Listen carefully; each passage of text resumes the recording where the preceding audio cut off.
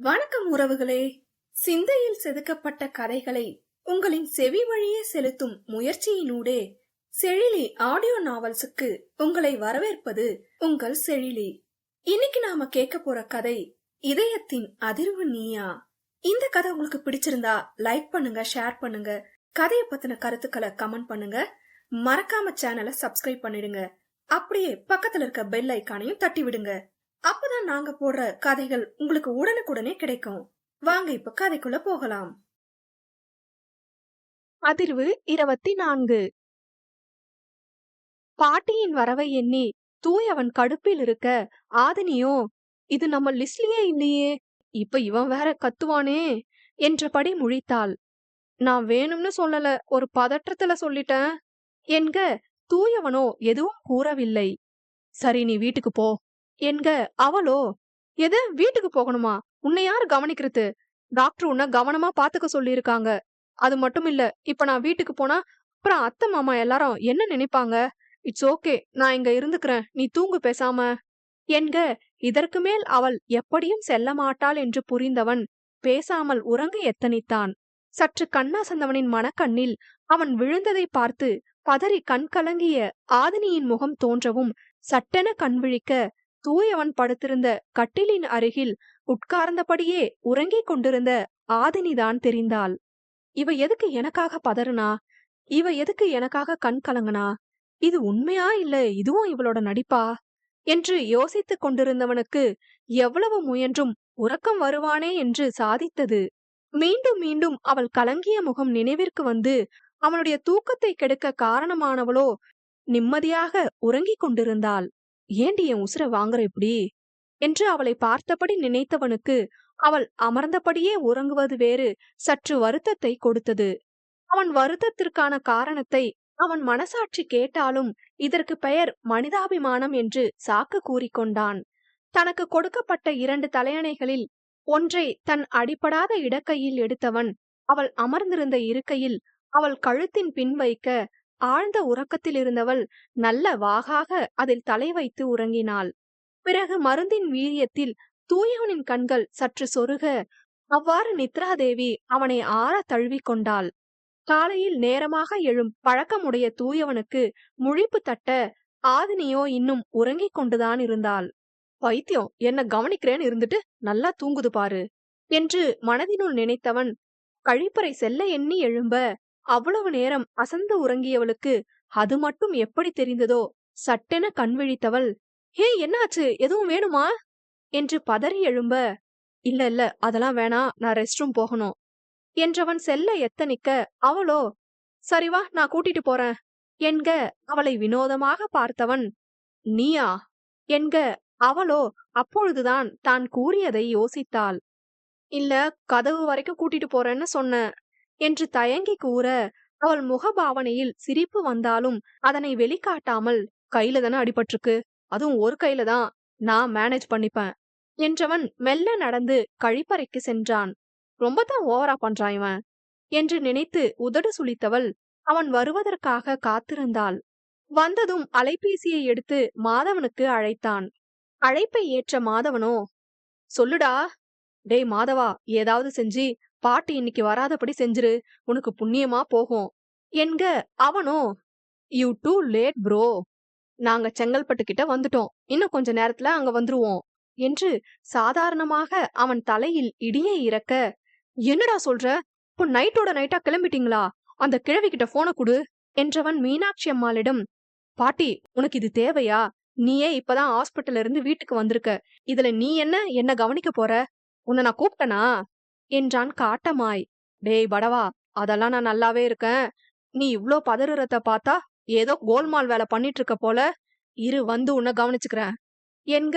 அப்பொழுதுதான் இருவரும் தனித்தனி அறையில் இருப்பது நினைவிற்கு வர, பண்ணிட்டாலும் சரி, அதான் வந்துட்டீங்கல்ல, வந்து தொலைங்க என்றபடி அழைப்பை துண்டித்தவன் ஆதினியிடம், ஏ நீ வீட்டுக்கு போ உடனே என்க. அவளோ, எதுக்கு, பாட்டிக்கிட்ட எனக்கு கெட்ட பேர் வாங்கி கொடுக்க பிளான் பண்றியா என்றிட, அதில் தன் தலையில் அடித்தவன், பாட்டிக்கிட்ட நல்ல பேர் வாங்கணும்னா நீ உடனே வீட்டுக்கு போய் ஆகணும் என்க. அவளோ புரியாமல் முழிக்க, உனக்கு எல்லாத்தையும் புலி போட்டு விளக்கணும், பாட்டி கொஞ்ச நேரத்துல இங்க வந்துருவாங்க வீட்டுக்கு வந்தா நாம தனித்தனி ரூம்ல இருக்கோம்னு தெரிஞ்சிரும். உன் திங்ஸ் எல்லாத்தையும் எடுத்து என் ரூம்ல வைக்க வேணாமா? அதுக்குதான் உன்னை போக சொல்றேன். புரிஞ்சுதா இல்ல இன்னும் விளக்கணுமா? என்றிட அவளுக்கும் அப்பொழுதுதான் அது தோன்றியது. நல்லவேளை இன்று 2வது சனிக்கிழமை. ஆதினிக்கும் வங்கி விடுமுறை. சரி சரி, நான் உடனே வீட்டுக்கு போறேன். உனக்கு ஹெல்ப்புக்கு சமர் அண்ணாவை கூப்பிட்டுக்கோ என்றவள் விறுவிறுவென்று வீட்டிற்கு சென்றாள். செல்லும் வழியில் காதம்பரியை உதவிக்கு அழைக்க இருவரும் ஒரே நேரத்தில் வீட்டிற்கு வந்து சேர்ந்தனர். காதம்பரியின் உதவியோடு தன் அறையில் இருந்த பொருட்களை எல்லாம் தூயவனின் அறைக்கு மாற்றி முடித்தாள்.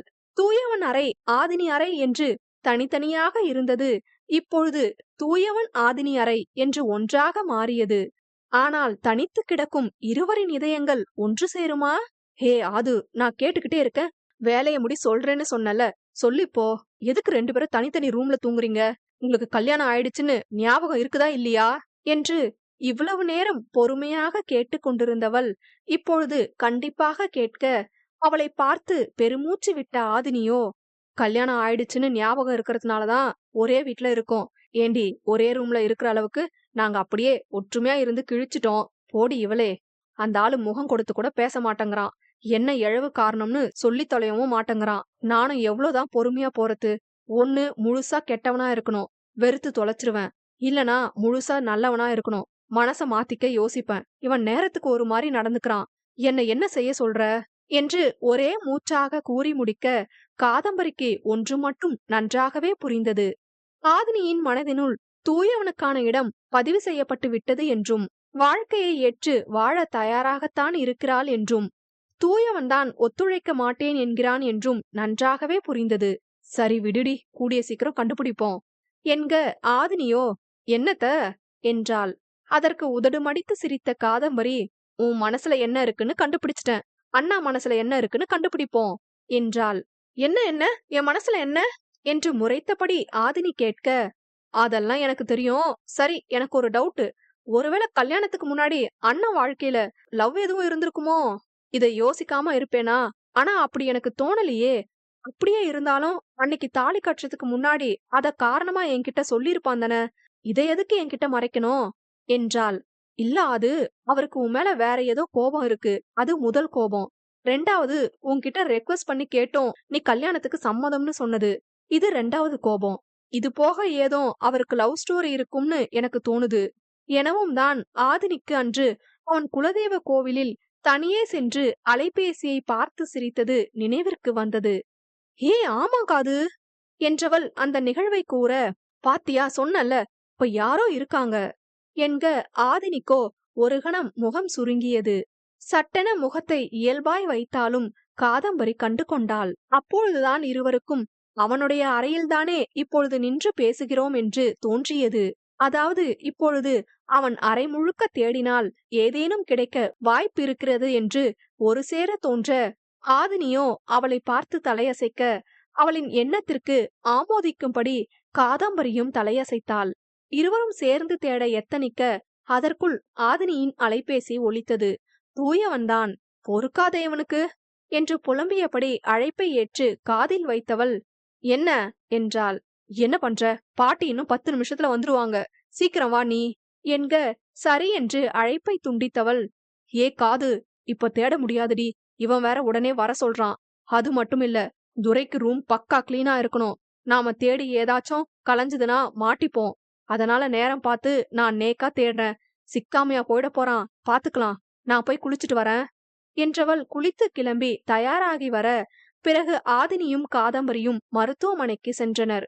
பாட்டி வந்து சேருவதற்குள் இருவரும் மருத்துவமனை வந்து சேர்ந்தனர். ஆதினி சென்றதும் சமரை உதவிக்கு அழைத்த தூயவன் அவனோடு பேசிக் கொண்டிருந்தான்.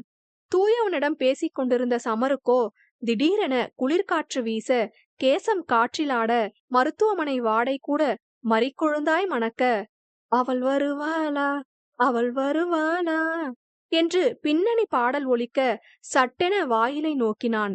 திடீரென அவன் முக மாற்றத்தை கண்ட தூயவனோ, டேய் என்னடா ஆச்சு என்க 32 பற்களும் தெரிய சிரித்தவன், என் ஆள் இஸ் கம்மிங் வச்சான் என்றான். அரைக்கதவோ மூடிதான் இருந்தது. சுற்றி முற்றி பார்த்த தூயவனோ, என்னடா எங்க இருந்து பாக்குற? வெளியே யார் வராங்கன்னு உனக்கு எப்படி தெரியும்? பகல் கனவு காணாத என்று நக்கலாக கூற, சமரோ பார்க்கதானே போற என்றபடி வாசலையே பார்க்க கதவு திறந்தது. முதலில் ஆதினி வர அவளைக் கண்ட தூயவன் சமரை கேலி பார்வை பார்க்க, சமரின் முகம் மலர்வதைக் கண்டவன் வாசலை பார்க்க காதம்பரி வந்து கொண்டிருந்தாள். ஆச்சரியமாக பார்த்த தூயவனோ, டேய் எப்புட்றா என்று வாயை பிளந்தான். எல்லாம் காதல் செய்யும் வேலை மச்சான் என்றவன் பெருவிரல் நகத்தை கடித்தபடி வெட்கப்பட, சகிக்கல என்று திரும்பிக் கொண்டான் தூயவன். பொடாங், உனக்கு பொறாம என்க அதற்குள் இருவரும் உள்ளே வந்து விட்டனர். வந்ததும் காதம்பரியோ சமரை பார்த்து மென் சிரிப்பொன்றை மட்டும் மரியாதை நிமித்தமாக உதிர்த்தவள் தூயவனிடம், இப்ப எப்படி அண்ணா இருக்கு உங்களுக்கு, பார்த்து போயிருக்கலாம் தானே என்று தங்கையாய் அக்கறைப்பட்டாள். எப்பவும் கவனமாதாமா இருப்பேன், என்னன்னு தெரியல ஏன் கிரகம் என்றவன் ஆதினியை பார்க்க, அவளோ முறைத்தபடி ஏதோ கூற வர அதற்குள் பாட்டியும் மாதவனும் வந்து விட்டனர். டேய் தூயவா, கண்ணா எப்படிடா இருக்க, உனக்கு அடிபட்டதுன்னு தெரிஞ்சதும் நான் எவ்வளவு துடிச்சு போயிட்டேன் தெரியுமா என்று வந்ததும் பாசமழை பொழிய, நிறுத்துறியா கொஞ்சம் என்று கை நீட்டி தடுத்தவன் பாட்டியின் கண்களில் கண்ணீர் தடயம் இருக்கிறதா என்று தொட்டு பார்க்க அதுவோ வற்றி போயிருந்தது.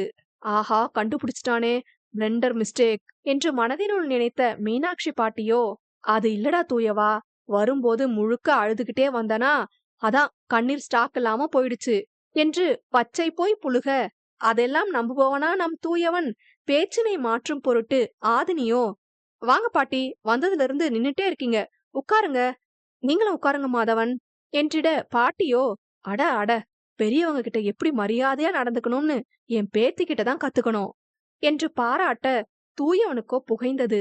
பொழுது அறைக்குள் வந்த செவிலிய பெண் ஆதினியிடம் மாத்திரைகளை கொடுக்க, இப்பவே அவங்கள பிரேக்ஃபாஸ்ட் சாப்பிட வச்சு இந்த டேப்லெட்ஸ கொடுங்க என்று கொடுத்து விட்டு செல்ல, மாதவனோ, நான் வரும்போதே நமக்கு சாப்பாடு வாங்கிட்டு தான் வந்தேன் என்றவன் அதனை ஆதினியிடம் கொடுக்க, அவனை சாப்பிட சொல்லு ஆதினி என்றவன் அவளும் ஒரு பார்சலை பிரித்து தட்டில் 3 இட்லிகளை வைத்து தூயவனிடம் நீட்ட, அவனோ வலது கையில் இருந்த கட்டையும் தட்டையும் மாறி மாறி பார்க்க, அப்பொழுது அங்கு மேஜையில் இருந்த கரண்டியை எடுத்து யாரும் அறியாமல் தன் இடுப்பில் சொருகி கொண்ட மீனாட்சி பாட்டியோ, ஏண்டிமா, அவனுக்கே கையில அடிபட்டிருக்கு, அவன் எப்படி சாப்பிடுவான், நீதான் ஊட்டி விடணும் எனவும், ஏது ஊட்டி விடணுமா என்று தூயவனும் ஆதினியும் ஒரு சேர கேட்டபடி வாயை பிளந்தனர். அதிர்வு 25. என்ன 2 பேரும் இப்படி ஷாக் ஆகுறீங்க, ஊட்டி தானே விட சொன்ன, ஊட்டிக்கே போயா விட சொன்ன என்று எதுகை மோனையோடு பாட்டி கேட்க, கிழவி வந்ததும் வேலைய காட்டுதே என்று மனதினுள் நினைத்த தூயவன், பாட்டி, எனக்கு என் வேலைய நானே செய்யதானே பிடிக்கும், உனக்கே தெரியும் தானே, அந்த ஸ்பூனை எடுத்து கொடுங்க, நானே சாப்பிட்டுக்கிறேன் என்று மேஜையில் கரண்டியை தேடியபடி பார்வையை பதிக்க, அதுதான் பாட்டியின் இடுப்பில் சொருகப்பட்டுள்ளது என்று தூயவன் அறியவில்லையே, பாவம். சரி, ஸ்பூன் இருந்தா அதை வச்சு சாப்பிடு, இல்லனா ஆதினி ஊட்டி விடுவா என்றபடி பாட்டி ஓரமாக அமர்ந்து கொள்ள, ஆதினி கரண்டியை தேடினாள். இங்க எங்க ஸ்பூன் இருக்குடா என்று கேட்டவள் சட்டென நினைவு வந்து எவ்வாறு சமாளிப்பது என்று முழிக்க, மீனாட்சி அம்மாளோ, என்னது டாவா என்றார் முறைத்தபடி. காதம்பரியோ, அது டா இல்ல பாட்டி, டார்லிங், இப்படிதான் அவ அண்ணாவ கூப்பிடுவா, இப்ப நீங்க இருக்கீங்களேன்னு வெக்கப்படுறா என்னடி என்று சமாளிக்க, ஆதினியோ, கருமம், இவனையெல்லாம் டார்லிங்னு நான் கூப்பிடணுமா என்று நொந்தவள் வேறு வழியின்றி காதம்பரியின் கூற்றுக்கு தலையசைத்தாள். அப்படியா, நான் கூட அவங்க தாத்தாவ அப்படிதான் கூப்பிடுவேன் என்று வெட்கப்பட்டவரோ, சரி சரி, நீ ஊட்டி விடு, அவனுக்கு நேரமாகுது என்று வற்புறுத்த, வேறு வழியின்றி தட்டோடு அவன் முன் வந்தவள் வெளியில் வேண்டா வெறுப்பாக காட்டிக்கொண்டாலும் உள்ளுக்குள் ஆசையாகத்தான் இட்லியை பீத்து அவன் வாயருகில் கொண்டு சென்றாள். கண்களில் நேசம், முகத்திலோ வேஷம்.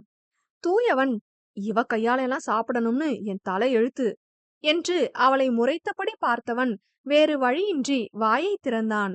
அவன் முகத்தை வைத்தே அவன் நினைப்பதை புரிந்தவள், மவனை என்னையா திற்ற, இப்ப பாரு என்று நினைத்தவள், ஆ, கைய கடிக்காதீங்க என்று வெட்கப்பட்டு கூற, தூயவனோ விசித்திரமாக பார்த்தான். ஏய், என்ன, நான் எப்போ உன் கைய கடிச்சேன், விளையாடுறியா என்று அவளுக்கு மட்டும் கேட்கும் குரலில் கேட்க, அவளோ, என் கையால சாப்பிடணுமான்னு எரிச்சல் பட்டல்ல, அனுபவி என்று கூறியவள் ஊட்டி விடுவதே தலையாய கடமை என்பது போல் வைத்து கொண்டாள் முகபாவனையை. மாதவன், சமர் மற்றும் காதம்பரியோ உண்மை புரிந்து வாய்ப்பொத்தி சிரிக்க, பாட்டியோ அப்படியே அவன் தாத்தா மாறி என்று கையை கடித்ததை பற்றி கூறி மறுபடியும் வெட்கப்பட, தூயவனுக்கு எங்கு சென்று முட்டிக்கொள்ளலாம் என்று இருந்தது. பிறகு அனைவரும் உண்டு முடித்து மருத்துவரிடம் கூறி விடை பெற்று தூயவனை வீட்டிற்கு அழைத்து வந்தனர். மாதவனும் சமரும் தூயவனை மெதுவாக அழைத்து வந்தனர் வீட்டினுள். உள்ளே வந்த பாட்டியோ வீட்டினை பார்த்து, ரொம்ப சுத்தமா வச்சிருக்கடிமா வீட்ட, அதுவும் வந்த ஒரு நாள்ல என்று பாராட்ட தூயவனுக்கு கடுப்பேறியது. அவர் கூற்றில் சிரித்த ஆதினியோ, ஐயோ பாட்டி, இது எல்லாம் உங்க பேரன் கைவண்ணம், என்ன ஒரு வேளை கூட வந்ததுல இருந்து பார்க்க விடல தெரியுமா என்று கூற, அவள் முதலில் உண்மையை கூறியதற்கு சந்தோஷப்பட வேண்டுமா அல்ல இரண்டாவதாக கூறியதற்கு கடுப்பாக வேண்டுமா என்று தெரியாமல் முழித்தான் தூயவன். மீனாட்சி அம்மாளோ, நிஜமாவா ஆதினி சொல்ற, நீ செய்யலையா அப்போ என்க, மத்தவங்க செஞ்ச விஷயத்துக்காக பாராட்ட நான் வாங்கிக்க விரும்ப மாட்டேன் பாட்டி, நான் நிஜமாதான் சொல்றேன், உங்க பேரன் தான் சுத்தமா வச்சிருக்காரு. சரி, நான் உங்க எல்லாருக்கும் டீ போட்டு கொண்டு வரேன் என்றவள் சமையல் அறைக்குள் செல்ல, அவள் கூறி சென்ற மத்தவங்க செஞ்ச விஷயத்துக்கான பாராட்ட நான் வாங்கிக்க விரும்ப மாட்டேன் என்ற வாக்கியம் மட்டும் தூயவனின் சிந்தையில் ஓடியது. சமையல் அறையிலிருந்து சற்று நேரத்தில் வந்தவள் அனைவருக்கும் தேநீர் கொடுக்க, தூயவனுக்கு மட்டும் உங்களுக்கு காஃபி என்று கனிவோடு கொடுத்தாள். இது உலக மகான் நடிப்புடா சாமி என்று நினைத்தவன் எதுவும் கூறாமல் காஃபியை எடுத்து பருக, டிக்காஷன் தூக்கலாகவும் சர்க்கரை கம்மியாகவும் சேர்க்கப்பட்டு சிறிது கசப்பு தன்மையோடு அவனுக்கு எவ்வாறு இருந்தால் பிடிக்குமோ அதே போன்று கச்சிதமான சுவையில் இருந்தது. பருகியவனின் புருவங்கள் உயர்ந்தன சுவையை எண்ணி. நம்மளை விட நல்லா காஃபி போடுறாளே என்று நினைத்தவன் அவளை பார்க்க, மீனாட்சி அம்மாளிடம் பேசிக் கொண்டிருந்த ஆதினியோ சட்டென திரும்பினாள் தூயவன் புறம். அவன் தன்னை பார்த்து கொண்டிருந்ததை உணர்ந்தவளுக்கு சொல்லொன்னா உணர்வொன்று தோன்ற, அதனை வெளிக்காட்டாமல் புருவம் உயர்த்தி என்னவென்றாள்.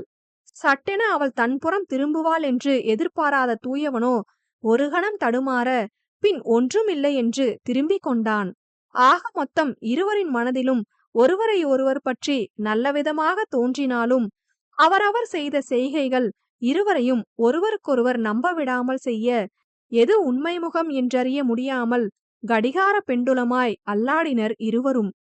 அவ்வாறே நேரம் கடக்க, இப்பொழுதுதான் தூயவனுக்கு மானஸ்வி இன்று முதல் வேலைக்கு வருகிறாள் என்று நினைவு வர, சமரை அழைத்தவன், டேய் சமர், மறந்தே போயிட்டேன், மானஸ்வி இன்னையிலிருந்து ஜாயின் பண்றாங்க, நீ கொஞ்சம் இன்னைக்கு நம்ம கம்பெனிய சுத்தி காட்டி ப்ரொடக்ஷன் பத்தி எல்லாம் எக்ஸ்பிளைன் பண்ணிரு, அப்பதான் அவங்களுக்கு புரியும் என்க.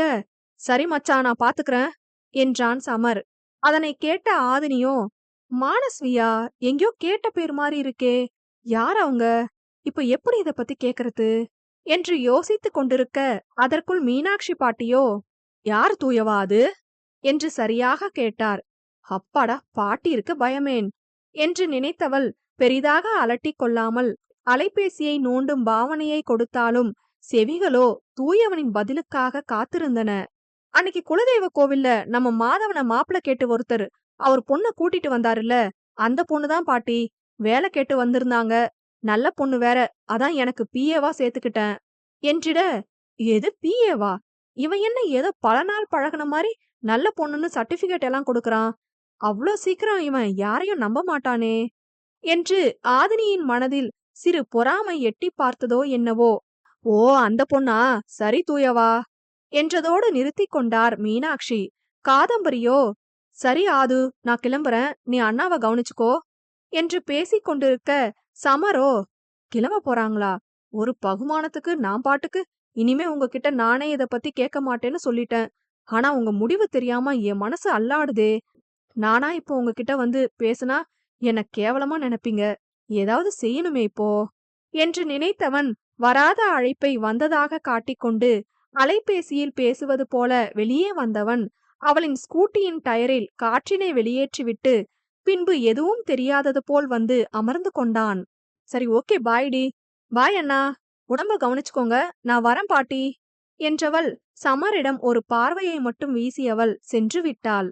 நிச்சயம் அப்பார்வையில் கோபமோ பிடித்தமின்மையோ வெறுப்போ எதுவும் இல்லை என்று மட்டும் சமருக்கு நன்கு புரிந்தது. சரி மச்சான், அப்ப நானும் கிளம்புறேன் கம்பெனிக்கு.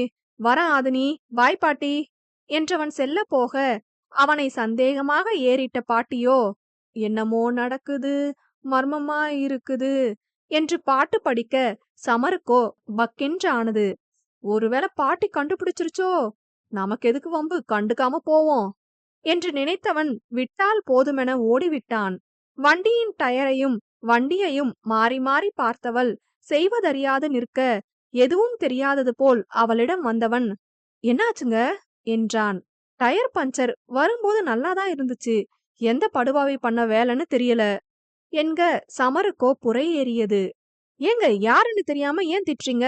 பாவமில்ல, அவங்களுக்கு என்ன கஷ்டமோ என்று அவன் கூற அவனை புரியாமல் பார்த்தவள், கஷ்டமா, புரியல என்றாள். இல்லங்க, தோ அங்க குழந்தைங்க எல்லாம் விளையாடுறாங்க, அவங்க யாராச்சும் தெரியாம செஞ்சிருக்கலாம், அது தெரியாம நாம திட்டுறது சரியா இருக்காதுல்ல, அத சொல்ல வந்தேன் என்று வாய்க்கு வந்ததை கூறி சமாளித்தான். ஓ அப்படி, சரி ஓகே, நான் பஸ்ல போய்க்கிறேன் என காதம்பரி கூறவும், சரிங்க, போயிட்டு வாங்க என்று ஒரு வேகத்தில் தலையசைத்தவன் நொடியில் சுதாரித்து, ஏது பஸ்ல போறீங்களா, இதுக்கானா இவ்ளோ மெனக்கெட்டேன் என்று நினைத்தவன், ஏங்க நீங்க எதுவும் நினைச்சுக்கலனா நான் உங்களை டிராப் பண்றேன் என்று கேட்க அவளோ மறுத்து கூற வர, அதற்குள் அவன், உங்களுக்கு இஷ்டம் இருந்தா வாங்க என்று கூறிவிட்டான் லாவகமாக. பிறகு என்ன நினைத்தாலோ உடனே வாங்க போலாம் என்றபடி அவன் காரில் ஏறினாள். மிஷன் சக்சஸ் என்று மனதினுள் குதூகலித்தவன் வண்டியை இயக்க சில நிமிடங்களுக்கு அமைதி நிலவியது இருவருக்கும். மௌனத்தை உடைக்க எண்ணியவனோ பாடலை ஒலிக்க விடலாம் என்று வானொலியை இயக்க, கண்ட நாள் முதல் படத்திலிருந்து பனித்துளி பனித்துளி என்ற பாடல் ஒலித்தது. காதம்பரிக்கு இது மிக பிடித்த பாடல் போல. பாடலை கேட்டதும் அவள் முகத்தில் இருந்த மலர்ச்சி சமருக்கு அந்த தகவலை கூறாமல் கூறியது. ஏதேனும் பேசியாக வேண்டுமே என்று நினைத்தவன், இந்த மாதிரி மெலோடி சாங்கும் உங்களுக்கு அப்ப பிடிக்குமா என்று கேட்க, தன் முகபாவனையை வைத்தே கண்டுபிடித்து விட்டானே என்று எண்ணியவள், ஏன் அப்படி கேக்குறீங்க என்றாள். இல்ல, நீங்க தானே அன்னைக்கு சொன்னீங்க உங்களுக்கு உத்தமா நக்கர எத்தர எப்பர மாதிரி சாங்ஸ் தான் பிடிக்கும்னு என்று கூற அவன் கூற்றில் வாய்விட்டே சிரித்து விட்டாள். அன்று ஏதோ அவனை கலாய்க்க எண்ணிதான் அவள் விஜய் ஆண்டனி பாடல் வரிகள் தான் பிடிக்கும் என்று கூறினாள். ஆனால் அதனை இந்த அளவிற்கு நினைவில் வைத்திருப்பான் என்று பெண்ணவள் நினைக்கவில்லை. தன்னுடைய சிறு சிறு செய்கையையும் புரிந்து தான் கூறிய சிறு விஷயங்களை கூட நினைவில் வைத்து நடப்பவனை எந்த பெண்ணுக்குத்தான் பிடிக்காமல் போகும்? காதம்பரி மட்டும் விதிவிலக்கா? வேந்தனவன் பெண் மனதை காதல் கூறிய அன்றே வென்றுவிட்டான்தான். அது புரிந்தாலும், உங்களை எனக்கு பிடிச்சிருக்குதான், ஆனா என் மனச உங்ககிட்ட வெளிப்படுத்த முடியல என்னால. வாழ்க்கையில எதுவும் எனக்கு அவ்வளோ ஈஸியா கிடைச்சதில்ல. ஆனா உங்க அன்பு இவ்வளோ எளிமையா எனக்கு கிடைக்கிறது நினைச்சு பயமா இருக்கு. என்ன மன்னிச்சிருங்க. கஷ்டப்பட்டு முகத்துக்கு திரை போட்டு உங்க மேல இருக்க இஷ்டத்தை மறைக்க நினைக்கிறேன். ஆனா மனசுக்கு எப்படி திரை போடுறதுன்னு எனக்கு தெரியல என்று மனதில் நினைத்து காதம்பரி மருக, சரியாக அந்நேரம் அந்த பாடலில் இருந்து மோகத்திரைக்குள்ளே நின்று கண்ணாமூச்சி ஆடினாய், பொய்யால் ஒரு மாலை கட்டி பூசை செய்து சூடினாய் என்ற வரி ஒலிக்க, சமர் காதம்பரியின் கண்களை அர்த்த பார்வையுடன் பார்க்க, தன்னை தெரிந்து கொண்டானோ என்ற பயம் அப்பிக்கொண்டது அவளது மனதில். பாடலின் இவ்வரிகள் அவன் தன்னை கேள்வி கேட்பது போலவே தோன்ற, லேசா தலைவலிக்குது, ரேடியோ ஆஃப் பண்றேன் என்று விட்டு வானொலியை அணைத்து விட்டாள். தன் முகமே அவனுக்கு காட்டி கொடுத்துவிடும் என்று அஞ்சி. அது புரிந்தவன், பாட்ட ஆஃப் பண்ணிட்டா மட்டும் என்று கூற அதிர்ந்தவள், என்ன புரியல என்றாள். அதில் சிரித்தவன், இல்லங்க, பாட்ட ஆஃப் பண்ணிட்டா மட்டும் தலைவலி சரியாகிருமா, டேப்லெட் போடுங்கன்னு சொல்ல வந்தேன் என்று சாலையில் கவனத்தை பதித்தபடியே கூறினான். இவன் தெரிஞ்சு பேசுறானா இல்ல தெரியாம பேசுறானா என்று சந்தேகமாக பார்த்தவள் அதன்பின் வாயை திறக்கவில்லை. சிறிது நேரத்தில் காதம்பரி இறங்க வேண்டிய இடம் வந்துவிட, அவனிடமிருந்து விடை பெற்றவள் சென்றுவிட, செல்லும் அவளையே பார்த்தவன், உனக்கும் என்ன பிடிச்சிருக்குன்னு என்னால புரிஞ்சுக்க முடியுது. ஆனா ஏதோ ஒரு காரணத்துக்காக மறைக்க நினைக்கிற, நீயா அதை என்கிட்ட சொல்லுவன்னு எதிர்பார்க்கறேன் என்று தனக்குத்தானே கூறியவன் அவள் அணைத்து விட்டு போன வானொலியை இயக்க, நிழல்களின் உள்ளே உள்ள நிஜங்களை தேடினேன். நீயாயதை சொல்வாய் என்று நித்தமும் நான் வாடினேன். எனும் வரிகள் விட்டதிலிருந்து ஒலிக்க அதனை புன்சிரிப்போடு கேட்டவன் வண்டியை கிளப்பினான். அதிர்வு 26. காதம்பரியை அவளுடைய விடுதியில் விட்டவன் பிறகு அவன் அறைக்கு சென்று தயாராகிவிட்டு அலுவலகத்திற்கு சென்றான். அங்கு ஏற்கனவே தூயவன் அறையில் காத்திருந்தாள் மானஸ்வி. உள்ளே சென்றவன், "welcome to our company Manasvi" என்று வரவேற்றான். அவனை புரியாமல் பார்த்தவள், "நீங்க" என்று கேள்வியாய் இழுக்க அவனோ, "sorry, I am Samarventhan, executive director" என்றிட, "ஓ சாரி சார்" என்று மரியாதை நிமித்தமாக எழ எத்தனிக்க, "தட்ஸ் ஓகே, நீங்க உட்கார்ந்துகிட்டே பேசுங்க. தூயவனோட க்ளோஸ் ஃப்ரெண்ட் நான். என்ன டவுட்டா இருந்தாலும் என்கிட்ட தாராளமா நீங்க கேட்கலாம். இன்னைக்கு அவன் ஆபீஸ் வரல. உங்களுக்கு கம்பெனிய சுத்தி காட்டி ப்ரொடக்ஷன் பத்தி எக்ஸ்பிளைன் பண்ண சொன்னான். Shall we go?" என்று பணி நிமித்தமாக மட்டும் பேசினான் சமர். எதையோ சிந்தித்தவள் பிறகு, "ஷூர் சார்" என்றபடி அவனோடு செல்ல தயாரானாள். உடன் பணிபுரியும் அனைவருக்கும் அவளை அறிமுகம் செய்து வைத்தவன் பிறகு நிறுவனத்தை சுற்றி காண்பித்து தயாரிப்புகளை பற்றி கூற தயாரிக்கும் இடத்திற்கு அழைத்து சென்றான். அனைத்தையும் மிகவும் கவனமாக கேட்டவள், "சார், அப்ப நிஜமாவே நம்ம கம்பெனி ப்ராடக்ட்ஸ்ல ஆஷ் கெமிக்கல்ஸ் எதுவும் யூஸ் பண்ணலையா?" என்று கேட்க அவளை புரியாமல் பார்த்தவன், "ஏன் இப்படி கேக்குறீங்க? எங்கள பார்த்தா பொய் சொல்லி ஏமாத்தி பிசினஸ் பண்ற மாதிரியா தெரியுது?" என்க அதில் பதறியவள், "ஐயோ இல்ல சார், அப்படி கேட்கல. மக்கள் கிட்ட நம்ம ப்ராடக்ட்ஸ் எந்த அளவு பேசப்படுதுன்னு நானும் கேள்விப்பட்டிருக்கேன். இயற்கை முறையில செஞ்சு இவ்ளோ எஃபெக்டிவா இருக்குமான்னு முந்தி யோசிச்சிருக்கேன். இப்ப நிஜம்னு தெரியும் போது ஒரு ஆச்சரியம்.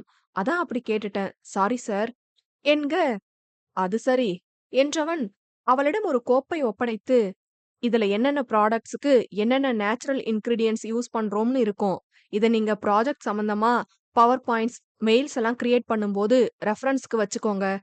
But keep it as very confidential" என்றவன் மீண்டும் தூயவன் அறைக்கு அழைத்து வந்தான். செல்லும் பொழுது விசாலமாக இருந்த அறையில் இப்பொழுது ஒரு புறத்தில் மேஜையும் அதில் சில பொருட்களும் மற்றும் சாய்வு நாற்காலியும் போடப்பட்டிருந்தது. "இது உங்க ஒர்க்கிங் பிளேஸ். நீங்க தூயவனோட பிஏ. சோ அவன் கேபின்ல இருந்தா ஈஸியா இருக்கும். Okay, anything else?"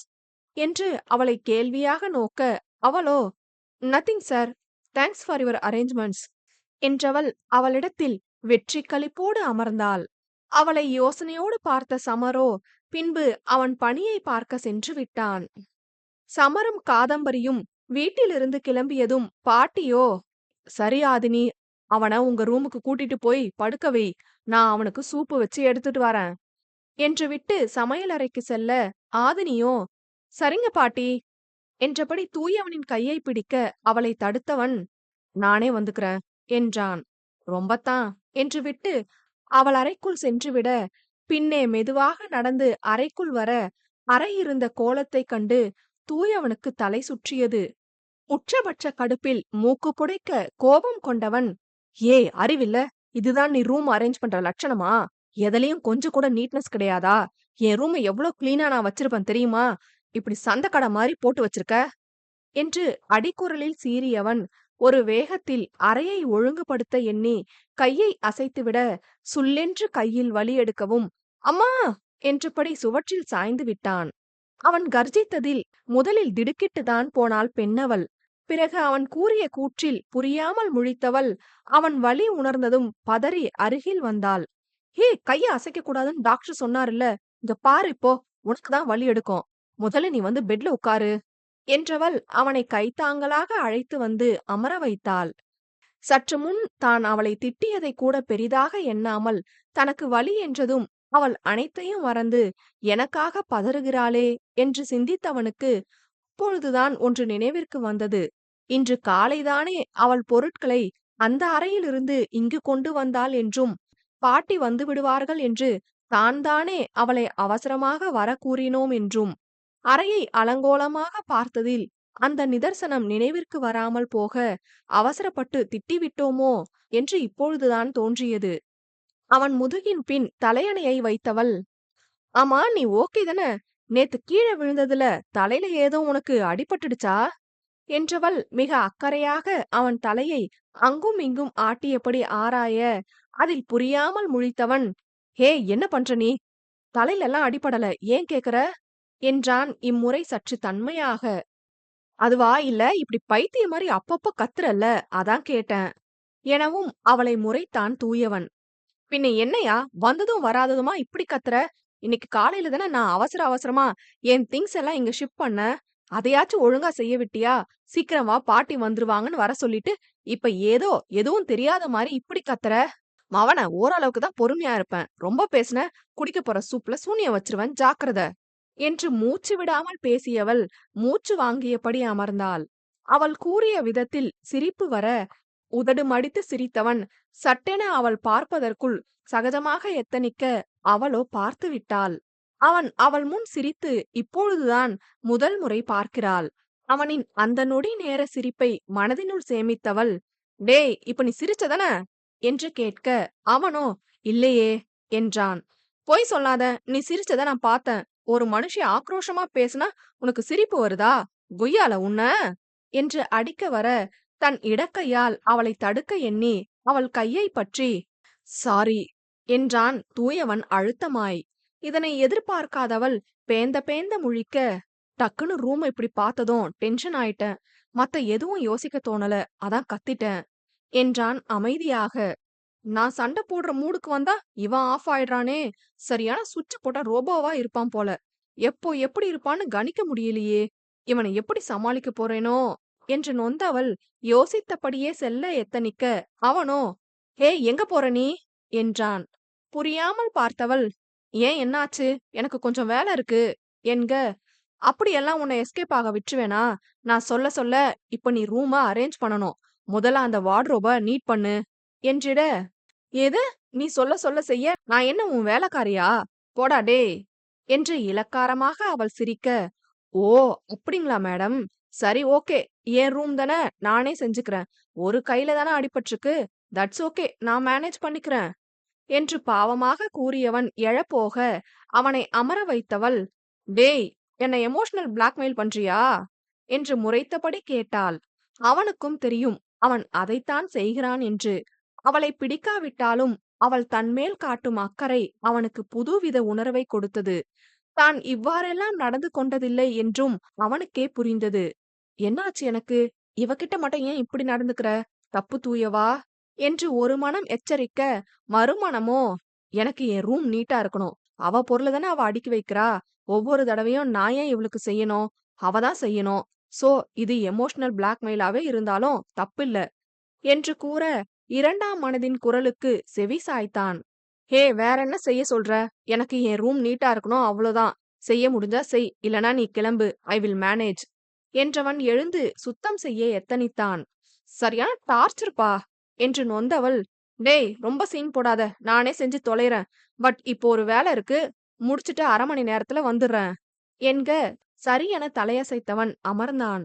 அதற்குள் பாட்டி சூப் தயார் செய்து அழைக்க, அதனை வாங்கி வந்து தூயவனிடம் கொடுத்தாள். அவனோ சூப்பையும் அவளையும் மாறி மாறி சந்தேகமாக பார்க்க, அவன் எண்ணம் புரிந்து சிரித்தவள், இப்போதைக்கு சூப்ல சூனியம் வைக்கல, நம்பி குடிக்கலாம் என்று விட்டு சென்றுவிட, அவனும் சிரித்தபடி பருகலானான். 1/2 மணி நேரத்தில் திரும்ப அறைக்குள் வர, அவள் பார்த்தது ஒரு கையால் பொருட்களை எல்லாம் அடுக்கிக் கொண்டிருந்த தூயவனைத்தான். டேய் நான் தான் வந்து செய்யறேன்னு சொன்னேன் தானே, அதுக்குள்ள என்ன உனக்கு அவசரம் என்று கேட்க, அவனிடத்தில் மௌனமே. டேய் உன்கிட்ட தான் கேக்குறேன் என்று சத்தமிட, நான் என்ன செய்யறது, என்னால இந்த குப்பையெல்லாம் பார்த்துட்டு சும்மா இருக்க முடியல என்க, அவன் குப்பை என்று சொன்னதுக்கு முறைத்தவள், தயவு செஞ்சு நீ அங்க போய் உட்கார்றியா என்றவள் அவன் விட்டதை அடுக்க ஆரம்பிக்க, அவனோ ஏய் அங்க பாரு, அத ஒழுங்காவே வைக்கல என்றபடி காண்பிக்க, எங்கடா கரெக்டா தானே இருக்கு என்று அவள் தேட, அவனோ அருகில் வந்தவன் வெறும் இம்மியளவு நகர்ந்திருந்த ஒரு பொருளை சரிப்படுத்திவிட்டு ஏதோ பெரிய சாதனை செய்தது போல் அவளை பார்க்க, ஆதினியோ தூயவனை மேலும் கீழும் கேவலமாக பார்த்தாள். இவனையெல்லாம் பெத்தாங்களா இல்ல செஞ்சாங்களா என்று மீண்டும் வேலையை தொடர, அது சரியில்லை, இது ஒழுங்காக இல்லை என்று ஆதினியை பாடாய் படுத்தி விட்டான் தூயவன். அனைத்தையும் செய்து முடித்து சோர்வாய் அமர்ந்தவள், ஏண்டா சேர்த்து வச்சு பழி வாங்குறியா? இப்படி ஒழுங்கா அடுக்கி வச்சிருக்க, இது என்ன அடகு கடையாடா? என்றபடி கையில் இருந்த அழுக்கு துணியை கட்டிலில் வீச, அதையும் எடுத்து உதறி மடித்து ஓரமாக வைத்தவனை பார்த்தவளுக்கு எங்கு சென்று முட்டிக்கொள்ளலாம் என்றிருந்தது. அப்பொழுது, பிள்ளைகளா என்று மீனாட்சி பாட்டி அழைக்க, "தோ வரோம் பாட்டி" என்றபடி எதிரெதிரே அமர்ந்திருந்த இருவரும் ஒரு சேர எழும்ப, எங்கே மோதி விடுவோமோ என்று சுதாரித்து பின்னே நகர்ந்தவனின் கால் கட்டிலில் இடித்து கீழே விழப்போக, விழுந்தால் அவன் கையில் அடிபட்டுவிடும் என்று பதறியவள் அவன் இடையோடு சேர்த்து அணைத்து அவனை நிற்க வைத்தாள் ஆதினி. அப்பொழுது சரியாக பாட்டி தொலைக்காட்சியை இயக்க, நாள் முழுக்க உன்னை கண்கள் தின்ற பின்னும் உந்தன் சொற்கள் மீது நான் அணைந்த பின்னும் இன்னும் இன்னும் பக்கம் வந்தும் கிட்டத்தட்ட ஒட்டி கொண்டும் மூச்சில் தீயும் பற்றி கொண்டும் என்ற வரிகள் இவர்களுக்காகவே ஒலிப்பது போன்று இருக்க, நொடியில் நடந்தேறிய இவ்வனைத்தையும் எதிர்பாராத இருவரின் இதயங்கள் அதிர, விழிகள் ஒன்றோடொன்று கலக்க, சுற்றம் மறந்து சிலையாய் நின்றிருந்தனர் இருவரும். அதிர்வு 27. தூயவனும் ஆதினியும் ஒருவரை ஒருவர் நோக்கியபடி உள்ளே மெய்மறந்து நிற்க, வெளியே மாதவனோ அலைபேசியை நோண்டிக் கொண்டிருந்தான். அப்பொழுது அவனுக்கு மாதவி அழைக்க, புன்னகையோடு எழுந்தவன் அலைபேசியை வெளியில் கொண்டு வந்து பேச ஆரம்பித்தான். "சொல்லு மாது." "என்ன மாதவ், சென்னை ரீச் ஆயிட்டியா? தூயவன் எப்படி இருக்கான்?" "ஆமாமா, நல்லா இருக்கான். பாட்டி தான் வச்சு செய்யறாங்க 2 பேரையும். எனக்கு தெரிஞ்சு பாட்டி கிளம்புறதுக்குள்ள 2 பேருக்கும் நடுவுல ஒரு இணக்கம் வந்துரும்னு நினைக்கிறேன்" என்று நிஜமாகவே உடன் பிறந்தவனுக்காக மகிழ்ச்சி உற்றான். "செம செம. நம்ம கல்யாணத்துக்கு அப்போதான் அவங்களுக்கும் எல்லாரையும் கூப்பிட்டு கல்யாணம் பண்ணணும்னு மாமா சொன்னாங்க. அதுக்குள்ள 2 பேரும் புரிஞ்சுக்கிட்டா நல்லா இருக்கும்." "ஆமாமா அது. சரி, நீ என்னமா பண்ற?" "ஒரு கேஸ் விஷயமா தான் கோர்ட்டுக்கு வந்தேன். உன்கிட்ட பேசணும்னு தோணுச்சு, அதான் கால் பண்ணேன். அது மட்டும் இல்ல, இன்னொரு கேஸ் விஷயமா நானும் இன்னைக்கு சென்னைக்கு கிளம்புறேன்." "ஹே, நிஜமாவா? எனக்கும் நேத்துல இருந்து உன்னை பார்க்காம தேடுச்சு தெரியுமா?" "ஆஹா, நம்பிட்டேன்." "அப்புறம் ஒரு முக்கியமான விஷயம்." என்க அவனோ, "சொல்லுமா, என்னாச்சு? எதுவும் பிரச்சனையா?" என்க அவளோ, "கிட்டத்தட்ட" என்றபடி மௌனித்தாள். "என்னன்னு சொல்லுடா." "மாதவ், அம்மா நம்ம கல்யாணத்துக்கு முன்னாடி நம்ம லவ் மேட்ர உங்க வீட்ல சொல்றாங்க." "என்ன மாது சொல்ற? எதுக்கு இப்படி சொல்றாங்க?" "இல்ல, அவங்க பயப்படுறாங்க. ஆதினி நமக்கு பண்ண ஹெல்ப் நல்லதாவே இருந்தாலும், ஒரு வகையில நாம உங்க வீட்டை ஏமாத்தி தானே சம்மதம் வாங்கியிருக்கோம். நாள பின்ன உண்மை தெரிய வந்தா, நான் தான் ஏமாத்தி உங்க வீட்டுக்கு மருமகளா வந்திருக்கேன்னு எதுவும் பேச்சு வந்துடக்கூடாதுன்னு பயப்படுறாங்க." "அதெல்லாம் அப்படி ஆகாது. அம்மா தேவையில்லாம பயப்படுறாங்க மாது. நீ தான் சொல்லி புரிய வைக்கணும்." "நான் சொன்னேன் மாதவ். ஆனா அடுத்து அவங்க இன்னொரு விஷயமும் சொன்னாங்க. அதனால என்னால சமாளிக்க முடியல." "என்ன சொன்னாங்க?" "தப்பா எடுத்துக்காதடா. நீ கொஞ்சம் தைரியமா உங்க அப்பா கிட்ட பேசணும்னு ஆசைப்படுறாங்க. மத்த விஷயத்துல இல்லனாலும் நம்ம விஷயத்துல மட்டுமாச்சும் தைரியமா உண்மைய நீ சொல்லணும்னு எதிர்பார்க்கறாங்க." என்க மாதவனிடம் மௌனமே. "மாதவ், சாரி. நடந்த எல்லா விஷயமும் அவங்களுக்கு தெரியும். அன்னைக்கு ஆதினி மட்டும் சாமி வந்த மாதிரி நடிக்காம விட்டிருந்தா, உங்க வீட்ல அந்த பொண்ண தானே உனக்கு பார்க்க முடிவு பண்ணிருப்பாங்க. அப்பவும் நீ அமைதியா இருந்திருப்பியான்னு கேக்குறாங்க. என்னால சமாளிக்க முடியல மாதவ்." "எனக்கு புரியுது மாது. நான் நம்ம விஷயத்த சொல்றது கூட எனக்கு பிரச்சனை இல்ல. ஆனா இப்ப சொன்னா ஆதினி நமக்காக நடிச்சிருக்கான்னு தெரிஞ்சிரும் தானே. அது அவளுக்கு கெட்ட பெயர் தானே."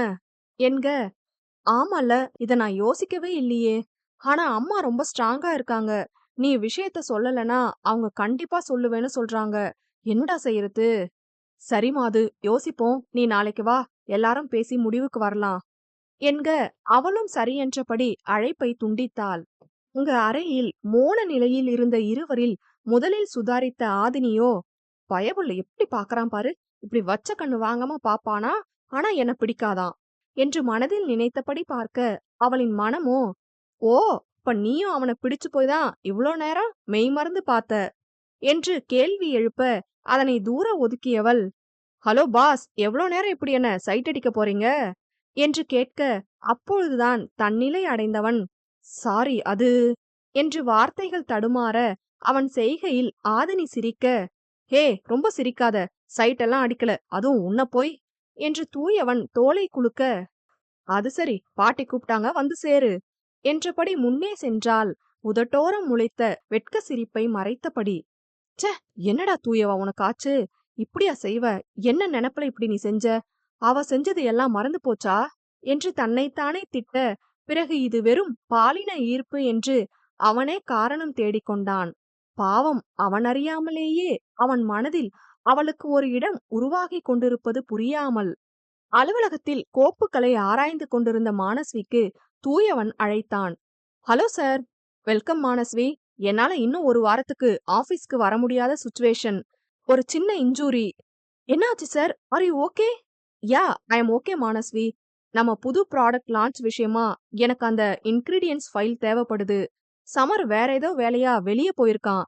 If you don't mind, can you come to bring it? என்ன சார் ரெக்வெஸ்டா கேக்குறீங்க? நான் உங்க பிஏ. உங்களுக்கு ஹெல்ப் பண்ண தானே என்ன வேலைக்கு எடுத்திருக்கீங்க. I will come for sure sir. Thank you Manasvi. நான் உங்களுக்கு லொகேஷன் ஷேர் பண்றேன் என்றபடி அழைப்பினை துண்டிக்க, எதையோ சிந்தித்தபடி அலைபேசியை வெறித்தவள் பின்பு கோப்புகளை எடுத்து பைக்குள் வைத்தபடி தூயவன் வீட்டிற்கு செல்ல தயாரானாள். தூயவன் வீட்டினை அடைந்தவள் வெளியே நின்றபடி அழைப்பு மணியை அழுத்த ஆதினிதான் கதவினை திறந்தாள். புருவம் சுருக்கி மானஸ்வியை நோக்கியவளிடம், ஹலோ மேம், தூயவன் சார பார்க்கணும். ஐ எம் மானஸ்வி என்று கரத்தை நீட்டினாள். ஏற்கனவே தூயவன் இவளை வேலைக்கு நியமித்திருக்கிறான் என்று தெரிந்ததால் மரியாதை நிமித்தமாக புன்னகைத்த ஆதினியும் கை குலுக்க எத்தனித்து கை நீட்ட வர, அதற்குள் மெதுவாக நடந்தபடி தூயவன் வந்து சேர்ந்தான். வாங்க மானஸ்வி என்றபடி அவளை அழைத்தவன் ஆதினியிடம், வந்தவங்கள வாசல்ல நிக்க வச்சுதான் பேசுவியா என்றான்.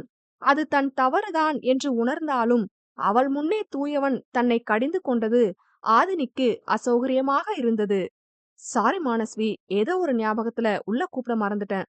ப்ளீஸ் வெல்கம் என்ற ஆதினி தூயவனை முறைத்துவிட்டு அவளுக்கு குடிக்க ஏதேனும் கொடுக்க எண்ணி சமையலறைக்குள் சென்றாள். வீட்டினை அளவெடுத்த மானஸ்வியின் கண்கள் கடைசியாக மீனாட்சி அம்மாள் மற்றும் மாதவனிடம் வந்து நிலைத்து நின்றது. சிநேகமாக புன்னகைத்த இருவரும் பின் அவர்கள் வேலையை கவனிக்கட்டும் என்றெண்ணி மற்றொரு அறைக்குள் புகுந்து கொண்டனர். செல்லும் அவர்களையே சன்னமாக பார்த்தவள் பின் பார்வையை அகற்றினாள். கொய்யால, ஏதோ வேணும்னு அவளை வெளியே நிக்க வச்ச மாதிரி கேக்குறான். அவ்வளோ அறிவு இருக்கிறவன் வருவாங்கன்னு தெரிஞ்சு வாசல்லே வந்து நிக்க வேண்டியது தானே என்றபடி மனதினுள் முணுமுணுத்த ஆதினி பழச்சாற்றினை கொடுக்க சென்றாள்.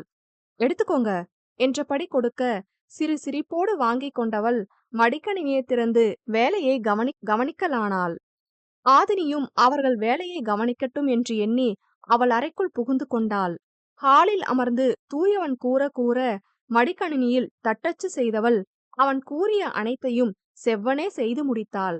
குட், வந்த முதல் நாளே நல்லா பிக்கப் பண்ணிட்டீங்க என்று தூயவன் அவளை பாராட்ட, அப்பொழுது தண்ணீர் குடிக்க எண்ணி வெளியில் வந்த ஆதினியின் செவியில் விழுந்தது தூயவனின் கூற்று.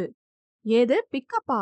என்னடா நடக்குதுங்க என்றபடி பார்க்க தூயவனின் கவனம் முழுக்க கோப்பில்தான் இருந்தது. அவளது மனசாட்சியோ என்ன பொசசிவா இருக்கா என்று கேட்க, பொசசிவா? அதுவும் இவனை நினைச்சா? சேச்ச, இவன் எவ கூட பேசினா எனக்கு என்ன என்று முறுக்கிக் கொண்டவள் பின் எதையோ சிந்தித்தபடி வந்து அவர்கள் அமர்ந்திருந்த இருக்கைக்கு எதிரில் அமர்ந்தாள். தூயவன் கண்டு கொள்ளாமல் இருக்க மானஸ்வி மட்டும் ஒருமுறை ஆதினியை பார்த்துவிட்டு மீண்டும் வேலையில் கவனமானாள். சிறிது நேரத்தில் மானஸ்வி வந்த வேலை முடிந்துவிட செல்ல எத்தனித்து எழும்ப ஆதினியோ, லஞ்ச் டைம் ஆயிடுச்சு, இருந்து சாப்பிட்டுட்டு போலாமே என்றிட அவளோ, அதெல்லாம் வேணாம், இருக்கட்டும், நான் ஜஸ்ட் சாரோட பிஏ, அந்த லிமிட்லயே இருந்துக்கிறேன், தேங்க்யூ என்க அவளது கூற்றில் ஆதினி புரியாமல் முழிக்க தூயவனோ சிந்தனையோடு பார்த்தான். வரேன் சார், வரேன் மேடம் என்றபடி விடை பெற்று அவள் சென்றுவிட ஆதினியும் அறைக்குள் சென்று விட்டாள். தூயவனோ அலைபேசியில் எதையோ தேடலானான். சிறிது நேர தேடலுக்கு பிறகு ஒரு காணொளியை கேட்க தொடங்க, அதில் எந்த ஒரு நபர்கிட்டையும் நம்ம லிமிட் எதுன்னு தெரிஞ்சு அதுக்குள்ள நடந்துக்கிட்டாலே இங்க முக்கால்வாசி பிரச்சனைகளை தடுக்கலாம் என்ற மித்ராவின் குரல் ஒலித்தது. ஏனோ மானஸ்வியின் ஒவ்வொரு செயலும் அவனுக்கு மித்ராவை நினைவுபடுத்தியது. பிறகு புதிதாக காணொளி ஏதேனும் வந்திருக்கிறதா என்று தூயவன் ஆராய ஏதும் வரவில்லை. என்ன இன்னும் மித்ரா எந்த வீடியோவும் போடல என்று சிந்திக்க அப்பொழுதுதான் அவனுக்கு நினைவு வந்தது, தொழிலதிபர் சதாசிவத்தை பற்றிய அவளது காணொளி வெளிவந்து வெறும் 10 நாட்கள்தான் ஆகிறது என்று. மாதவன் மாதவி காதலை பற்றி ஆதினியிடம் கூற அன்று உணவகத்திற்கு சென்ற அந்நாளில்தான் சதாசிவத்தினை பற்றின காணொளி வந்தது. இந்த 10 நாட்களில் ஏதேதோ நடந்துவிட்டதன் காரணமாக அவனுக்கு அதிக நாட்களாய் தோன்றியது. நடந்த அனைத்தையும் ஒருமுறை சிந்தித்தவனுக்கு என்ன அமைப்பில் தன் வாழ்க்கை சென்று கொண்டிருக்கிறது என்று புரியவில்லை. ஆனால் மித்ராவை பற்றிய அவன் எண்ணங்களில் மாற்றம் ஏற்பட்டதை மட்டும் அவனால் புரிந்து கொள்ள முடிந்தது. மாற்றம் என்றால் அவள் மீதான பிடித்தம் குறையவில்லை, ஆனால் அவளை அதிகம் தேடுவதில்லை. அவள் அருகில் இருப்பது போன்றோ அல்லது அவளை வெகு விரைவில் சந்திக்கப் போகிறோம் என்பது போன்றோ அவனால் உணர முடிந்தது. இனிமே நீ மித்ராவை சந்திச்சா மட்டும் என்ன ஆக போகுது? உனக்கு கல்யாணம் ஆயிடுச்சு, அத ஞாபகம் வச்சுக்கோ என்று ஒரு மனம் உண்மையை உரைக்க, அவனோ என்ன பேசுற நீ? எனக்கு இப்போ கல்யாணம் ஆகாம நான் மித்ராவை சந்திச்சா மட்டும் நான் அவகிட்ட என் காதல சொல்லி கல்யாணம் பண்ணிக்கலாம்னு கேட்கவா போறேன்? நெவர். எனக்கு அவ மேல இருக்கிற உணர்வு காதல் தான்னு தெளிவா சொல்ல முடியல. அவ குரல் தான் இந்த ஈர்ப்புக்கு காரணமான்னு கேட்டாலும் என்கிட்ட பதில் இல்ல. அவளோட எண்ணங்கள் அதுதான் காரணமா இருக்கும்னு நான் நம்புறேன். அதாவது எதிர்காலத்துல எனக்கு பெண் குழந்தை பிறந்தா அவளை மித்ரா மாதிரி வளர்க்கணும், அவ்வளோதான் என்று சிந்தனை போன போக்கில் நினைத்தவனுக்கு அப்பொழுதுதான் ஒன்று தோன்றியது. குழந்தையா? நாம எப்ப இப்படியெல்லாம் நினைக்க ஆரம்பிச்சோம்? இந்த ஃப்ராட இன்னும் என் பொண்டாட்டியா கூட நான் மனசுல நினைக்கலையே. இதுல குழந்தைக்கு எங்க போக? முதல்ல இவ செஞ்ச விஷயத்துக்கான காரணத்தை கண்டுபிடிக்கணும் என்று நினைத்து கொண்டான். ஆனால் அவ்வளவு நாள் அவளை தவறு செய்தவளாக எண்ணியவன் இப்பொழுது அவள் அவ்வாறு அன்று அஜயிடம் அனுப்பிய குறுஞ்செய்திக்கு ஏதேனும் காரணம் இருக்குமோ என்று நினைக்கும் அளவிற்கு அவன் மனதில் மாற்றம் ஏற்பட்டதை அவனே அறியவில்லை. அதிர்வு 28. யோசனையில் இருந்த தூயவன் அறைக்கு செல்ல எண்ணி எழும்ப, ஆதினி சமையல் அறையில் ஏதோ உருட்டிக் கொண்டிருப்பது தெரிய அங்கே சென்றான். அவளோ கடலை பருப்பையும் உருட்டு பருப்பையும் அடக்கிய 2 குடுவையை கையில் வைத்து மாறி மாறி பார்த்து கொண்டிருக்க, என்ன செய்றா இவ என புரியாமல் பார்த்தவன், ஹே என்ன செய்ற நீ என்க, அவளோ கையில் இருந்த பருப்பையே பார்த்தபடி, இல்ல பாட்டி சாம்பார் செய்ய சொன்னாங்க, அதான் செய்ய போறேன் என்க. தூயவன் ஒவ்வொரு பருப்பு குடுவைக்கும் ஒவ்வொரு நிற மூடி போட்டிருப்பதால் எது என்ன பருப்பென்று குடுவையை பார்த்தே கண்டுபிடித்து விட்டான். அவள் சாம்பார் என்று சொன்னதும் அதிர்ந்தவன், ஏது சாம்பாரா?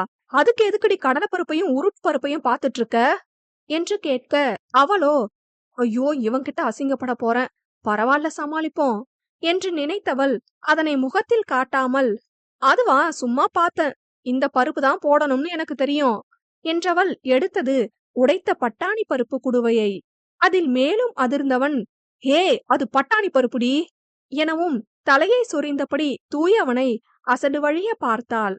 அவனுக்கு நேற்று காலை ஆதினி கூறிய எனக்கு சமைக்க தெரியும் நான் பாத்துக்கிறேன் என்ற கூற்று நினைவிற்கு வர எகத்தாளமாக பார்த்தான் அவளை.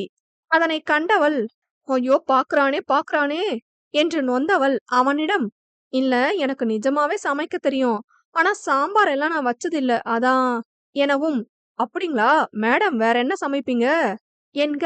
அவளோ அதற்கு மேல் பொறுக்க முடியாமல், இப்ப என்ன எனக்கு சமைக்க தெரியாதுன்னு நான் ஒத்துக்கணும் அவ்வளவுதானே?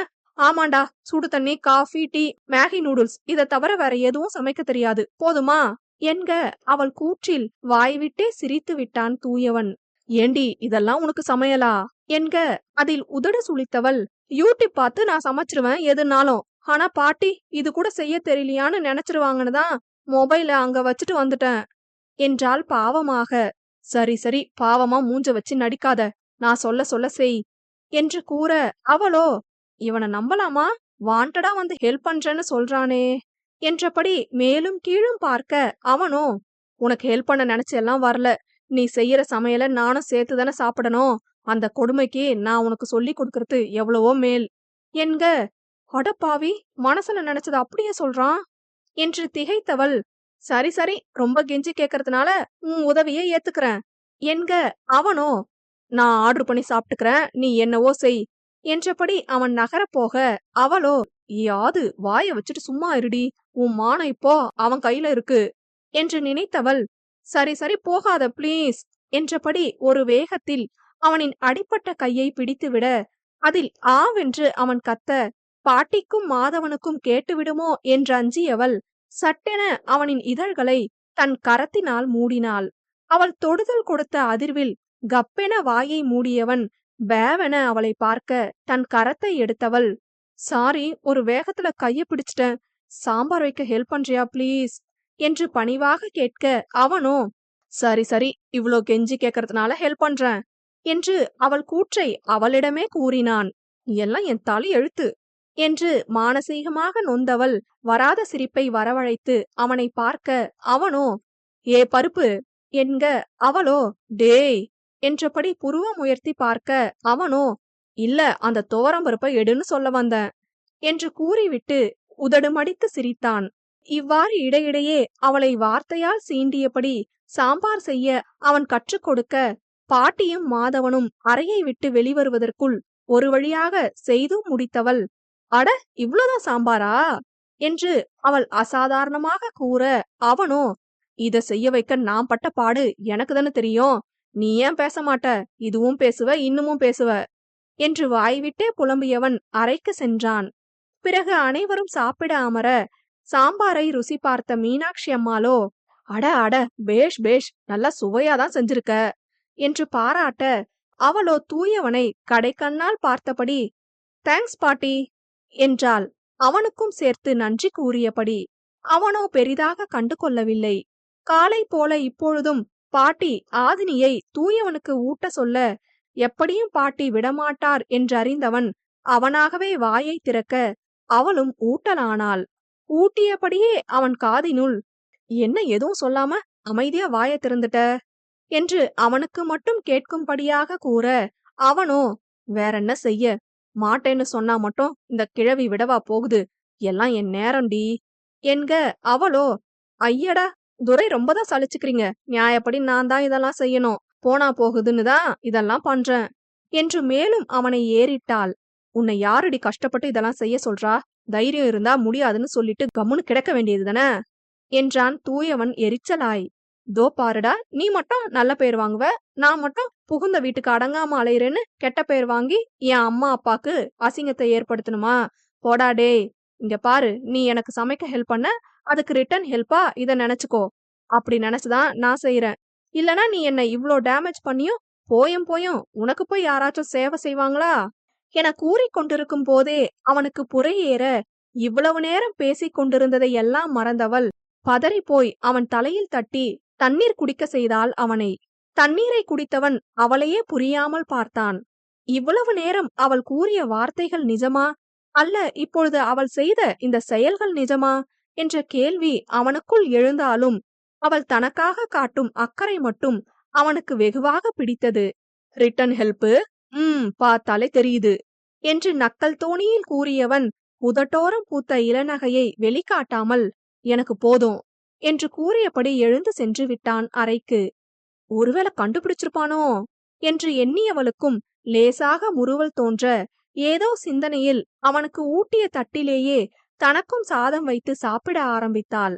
அவர்கள் பேசுவது புரியவில்லை என்றாலும் இருவரும் குசுகுசுவென்று பேசுவதையும் பிறகு சிரித்தபடி தூயவன் எழுந்து சென்றதையும் ஆதினி இயல்பாக அவன் தட்டில் சாப்பிடத் தொடங்கியதையும் பார்த்த மீனாட்சி அம்மாள் மற்றும் மாதவனோ அர்த்தமாய் சிரித்து கொண்டனர். அவ்வாறே நேரங்கள் கடக்க இரவானது.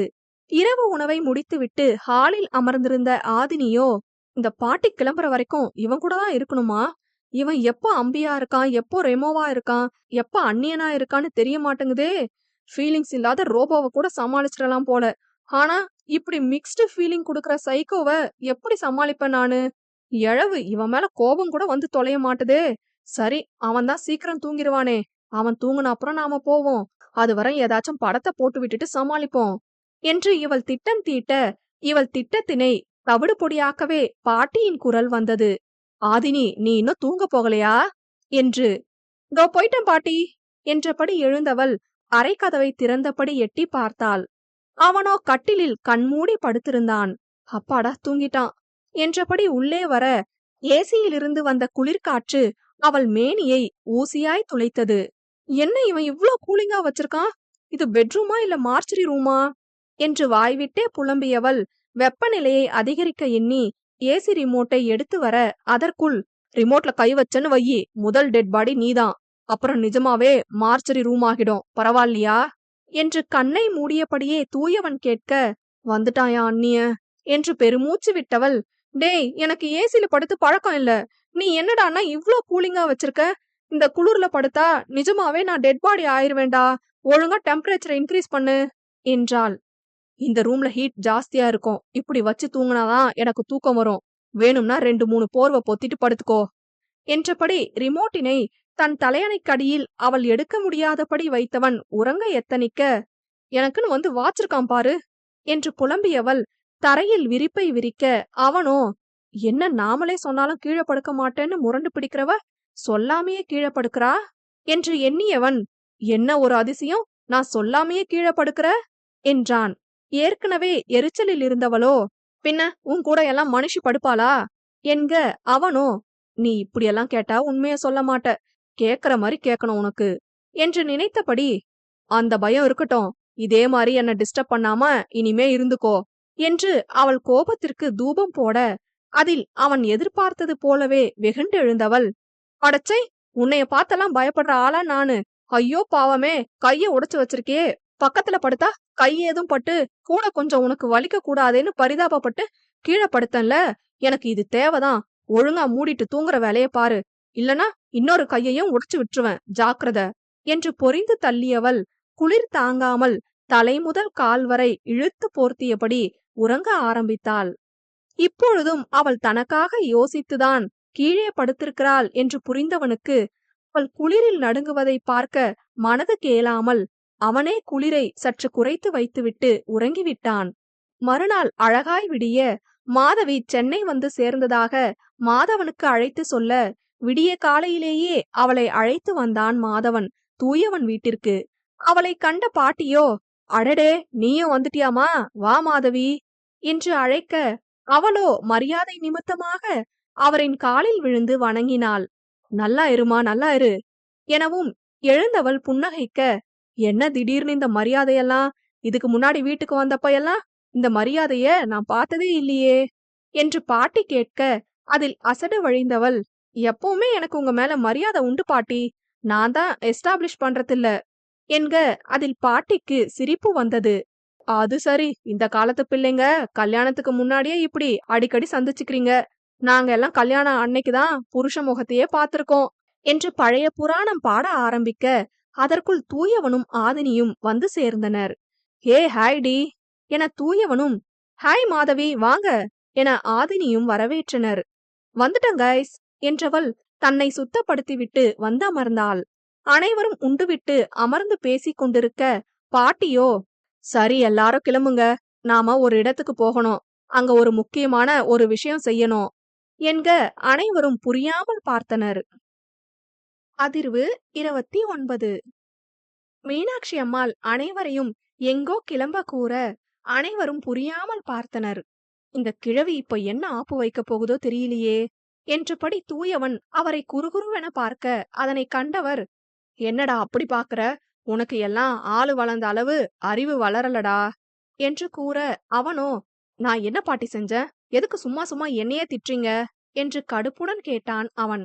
அதை தாண்டா நானும் கேக்குறேன், நீ எதைத்தான் ஒழுங்கா செய்யற, உனக்கு எல்லாத்தையும் நான் தானே செய்ய வேண்டியிருக்கு என்று கூற, இங்க பாருங்க, ஏற்கனவே எனக்கு இந்த கைய வச்சுட்டு ஆபீஸ் போக முடியலன்னு கடுப்புல இருக்கேன், நீங்க வேற படுத்தாதீங்க, உனக்கு ஆபீஸ் தானே போகணும், வாங்க எல்லாரும் போவோம் என்று பாட்டி கூற, தூயவன் ஏதோ கேட்க வர, அதற்குள், யாரும் கேள்வி கேட்க கூடாது, 5 நிமிஷத்துல ரெடியாகி வரணும், அம்புட்டுதான் என்று விட்டு ஹாலில் அமர்ந்து கொண்டார். இலசுகள் நால்வரும் ஒருவரை ஒருவர் புரியாமல் பார்க்க, இதற்கு மேல் பேசுவது வீண் என்று அறிந்து அனைவரும் தயாராக சென்றனர். செல்லும் ஆதினி மற்றும் மாதவியை அழைத்த பாட்டியோ, ஆதினி மாதவி நீங்க புடவை கட்டிட்டு வாங்கடிமா என்றிட, மாதவியோ, ஐயோ பாட்டி நான் இப்போ புடவை எடுத்துட்டு வரலையே என்க, ஆதினியோ, என்னோட புடவை தர மாதவி கட்டிக்கோங்க என்றாள். அறைக்குள் வந்த தூயவன் ஆதினியிடம், ஏய் உண்மைய சொல்லு, நீயும் அந்த கிழவியும் என்ன பிளான் பண்றீங்க என்று கேட்க, அவளோ அவனை தலை முதல் கால் வரை ஆராய்ந்தபடி சுற்றி வந்தாள். ஹே நான் கேட்டுட்டு இருக்கேன், நீ பாட்டுக்கு என்ன சுத்தி வந்துட்டு இருக்க என்க அவளோ தீவிர சிந்தனையில் இருப்பது போல் முகத்தை வைத்து, அது ஒண்ணும் இல்லடா, இவ்ளோ நேரம் உன் உடம்புக்குள்ள ஏதோ ஆவி புகுந்து இப்பதான் வெளியே போச்சோன்னு எனக்கு ஒரு சந்தேகம் என்றிட, அதில் புரியாமல் முழித்தவன், நான் என்ன கேக்குறேன், நீ என்ன உளற என்றான் பொறுமை இழந்து. பின்ன என்ன, நீ என்ன லூசா, பாக்க தானே செஞ்ச, நானும் உன்ன மாதிரி புரியாம தானே அங்க முழிச்சேன், பின்ன எப்படி இப்படி பைத்திய மாதிரி கேள்வி கேக்குற? ஆனா ஒண்ணு மட்டும் புரியுது. என்ன, உங்க குடும்பமே இப்படிதான்னு. ஏய், என்ன என் குடும்பத்தை லூசுன்னு சொல்றியா என்று அவன் முறைத்தபடி கேட்க, அவளோ, அடச்ச, அது இல்ல, தோ நான் வேற ஒண்ணு சொல்ல நினைச்சு சொன்னா அத வேற மாதிரி எடுத்துக்கிற, இல்லனா நீயாவே ஒரு விஷயத்த மனசுல நினைச்சு வச்சுட்டு உன் இஷ்டத்துக்கு பண்ற. பாட்டியும் அததான் பண்றாங்க. அவங்க மனசுல ஒரு விஷயத்த பண்ண நினைச்சிட்டாங்க. கேக்குறது நீயா இருந்தாலும் செய்யறதுக்கு முன்னாடி பதில் வராது. உன்னை அடக்கறதுக்கு பாட்டி தாண்டா கரெக்டு என்று சிரித்தவள், சரியான உர்றாங்கொட்டான் என்று வாய்விட்டே புலம்பியபடி குளியலறைக்குள் புகுந்து கொண்டாள். ஆனால் தூயவனுக்கோ அவள் கூறிய, நான் வேற ஒண்ணு சொல்ல நினைச்சு சொன்னா அத வேற மாதிரி எடுத்துக்கிற, இல்லனா நீயாவே ஒரு விஷயத்த மனசுல நினைச்சு வச்சுட்டு உன் இஷ்டத்துக்கு பண்ற எனும் கூற்று மட்டும் சிந்தையில் ஓடியது. இவ என்ன சொல்ல வரா? அப்ப நான் எதனால இவ மேல கடுப்புல இருக்கேன்னு ஒருவேளை இவளுக்கு தெரிஞ்சிருக்குமோ? இல்ல சம்பந்தப்பட்ட விஷயத்த பத்தி அவகிட்ட எதையுமே கேட்கலங்கிறதான் இப்படி சொல்லிட்டு போறாளோ? நிஜமாவே நாம தான் தப்பா நினைச்சிருக்கோமா என்று புரியாமல் யோசித்தவன் இன்று உண்மையை தெரிந்து கொள்ள வேண்டும் என்ற முடிவுக்கு வந்தான். ஆனால் அவன்தான் உண்மையை உளறிக் கொட்டப் போகிறான் என்று அறியாமல். ஒரு வழியாக அனைவரும் தயாராகி வர, பாட்டியோ, சரி வாங்க போகலாம் என்க, தூயவனோ, ஐயோ பாட்டி, முதல்ல எதுக்கு இப்ப நம்ம கம்பெனிக்கு போறோம், இப்பயாச்சும் சொல்லுங்க என்க, அதெல்லாம் அங்க போய் தான் சொல்லுவேன் என்றார். தூயவனோ, பாட்டி இப்பதான் ஞாபகம் வருது, இன்னைக்கு சண்டே லீவ், இன்னைக்கு எதுக்கு நாம கம்பெனிக்கு போகணும்? டேய் படவா, யார ஏமாத்த பாக்குற? உன் கம்பெனில சண்டே லீவ் கிடையாது. அன்னைக்குதான் அதிக உற்பத்தி நடக்கும்னு எனக்கு தெரியாதுன்னு நினைச்சிட்டு இருக்கியா? புதன்கிழமை தான் லீவு, ஒழுங்கா வந்து வண்டியை எடு என்று விட்டு முன்னே செல்ல, அவனோ இயலாமையில் காலை உதைத்தான். மாதவியோ, டேய் தூயவா, அவள புடவை கட்டிட்டு வர சொன்னது கூட ரீசெண்டா கல்யாணம் ஆன பொண்ணுன்னு வச்சுக்கலாம். என்ன எதுக்குடா புடவை கட்டிட்டு வர சொல்றாங்க, என்னவா இருக்கும் என்க, மாதவனோ, அது தெரியாம தானே அவன் மண்டை காயிறான். ஆனா கண்டிப்பா ஏதோ ஒரு சம்பவம் இருக்கு, அது மட்டும் கன்ஃபார்ம். இவ்வாறாக இலசுகள் குழப்பத்தோடு பாட்டியுடன் தூயவனின் நிறுவனத்திற்கு சென்றனர். அங்கு இறங்கியதும் சமரிடம் பாட்டி சைகையில் எல்லாம் தயாரா என்று கேட்க, அவனும் அதற்கு ஆமாம் என்று கண்களை மூடி திறந்தான். அதனை கண்ட தூயவனோ அவனை தனியே அழைத்து வந்து, டேய் நீயும் இதுக்கு உடந்தையா, ஒழுங்கு மரியாதையா உண்மைய சொல்லிரு, இந்த கிழவி என்ன பிளான் பண்ணுது என்று மிரட்ட, very sorry my friend, meeting ஹால்ல எல்லா எம்ப்ளாயிஸும் அரேஞ்ச் பண்ண சொன்னாங்க பாட்டி, அத மட்டும்தான் நான் செஞ்சேன், மத்தபடி எதுக்கு இந்த ஏற்பாடுன்னு எனக்கும் தெரியாது என்க, தூயவனுக்கோ ஆயாசமாக இருந்தது. ஆலோசனை கூடத்திற்குள் அனைவரும் நுழைய, பணியாளர்கள் அனைவரும் என்னவாக இருக்கும் என்று அவர்களுக்குள் சலசலக்க, பாட்டி பேச ஆரம்பித்தார். ஓரிரு முறை மீனாட்சி அம்மாள் தூயவனின் நிறுவனத்திற்கு சில காலம் முன்பு வந்து சென்றதால் அங்கு பணிபுரியும் சில மூத்த பணியாளர்களுக்கு அவர் யாரென்று நன்றாகவே தெரியும். எல்லாருக்கும் வணக்கம், இப்படி திடுதிப்புன்னு உங்களை எல்லாரையும் கூப்பிட என்ன காரணம்னு தானே யோசிக்கிறீங்க. என் பேரங்க கூட அதத்தான் யோசிச்சுட்டு இருப்பாங்க. ஏன்னா இன்னும் அவங்களுக்கே என்ன விஷயம்னு தெரியாது. சரி, நான் நேரா விஷயத்துக்கு வரேன், 2 குட் நியூஸ் சொல்ல போறேன் என்று கூறியதும் இலசுகளுக்கு புலப்பட்டு விட்டது. தூயவனோ, பாட்டி ஒரு நிமிஷம் என்று தடுக்க வர, அதற்கு, நான் இன்னும் பேசி முடிக்கல தூயவா, நீ உட்காரு என்று கண்டிப்புடன் கூறிவிட, சபை நாகரிகம் கருதி அதற்கு மேல் அவனால் தடுக்கவும் இயலவில்லை. முதல் குட் நியூஸ் என்னன்னா, உங்க பாஸ் தூயவனுக்கு கல்யாணம் ஆயிடுச்சு என்று விட்டு ஆதினியை அழைக்க, அவளோ தயக்கத்தோடு வந்து நின்றாள். இவதான் எங்க வீட்டு சின்ன மருமக ஆதினி, சூழ்நிலை காரணமா அவசரமா கல்யாணம் நடந்துடுச்சு என்று பாட்டி கூற, தூயவனோ, சூழ்நிலையா கிழவி காரணம், நீ செஞ்ச சூனியம்தான் காரணம்.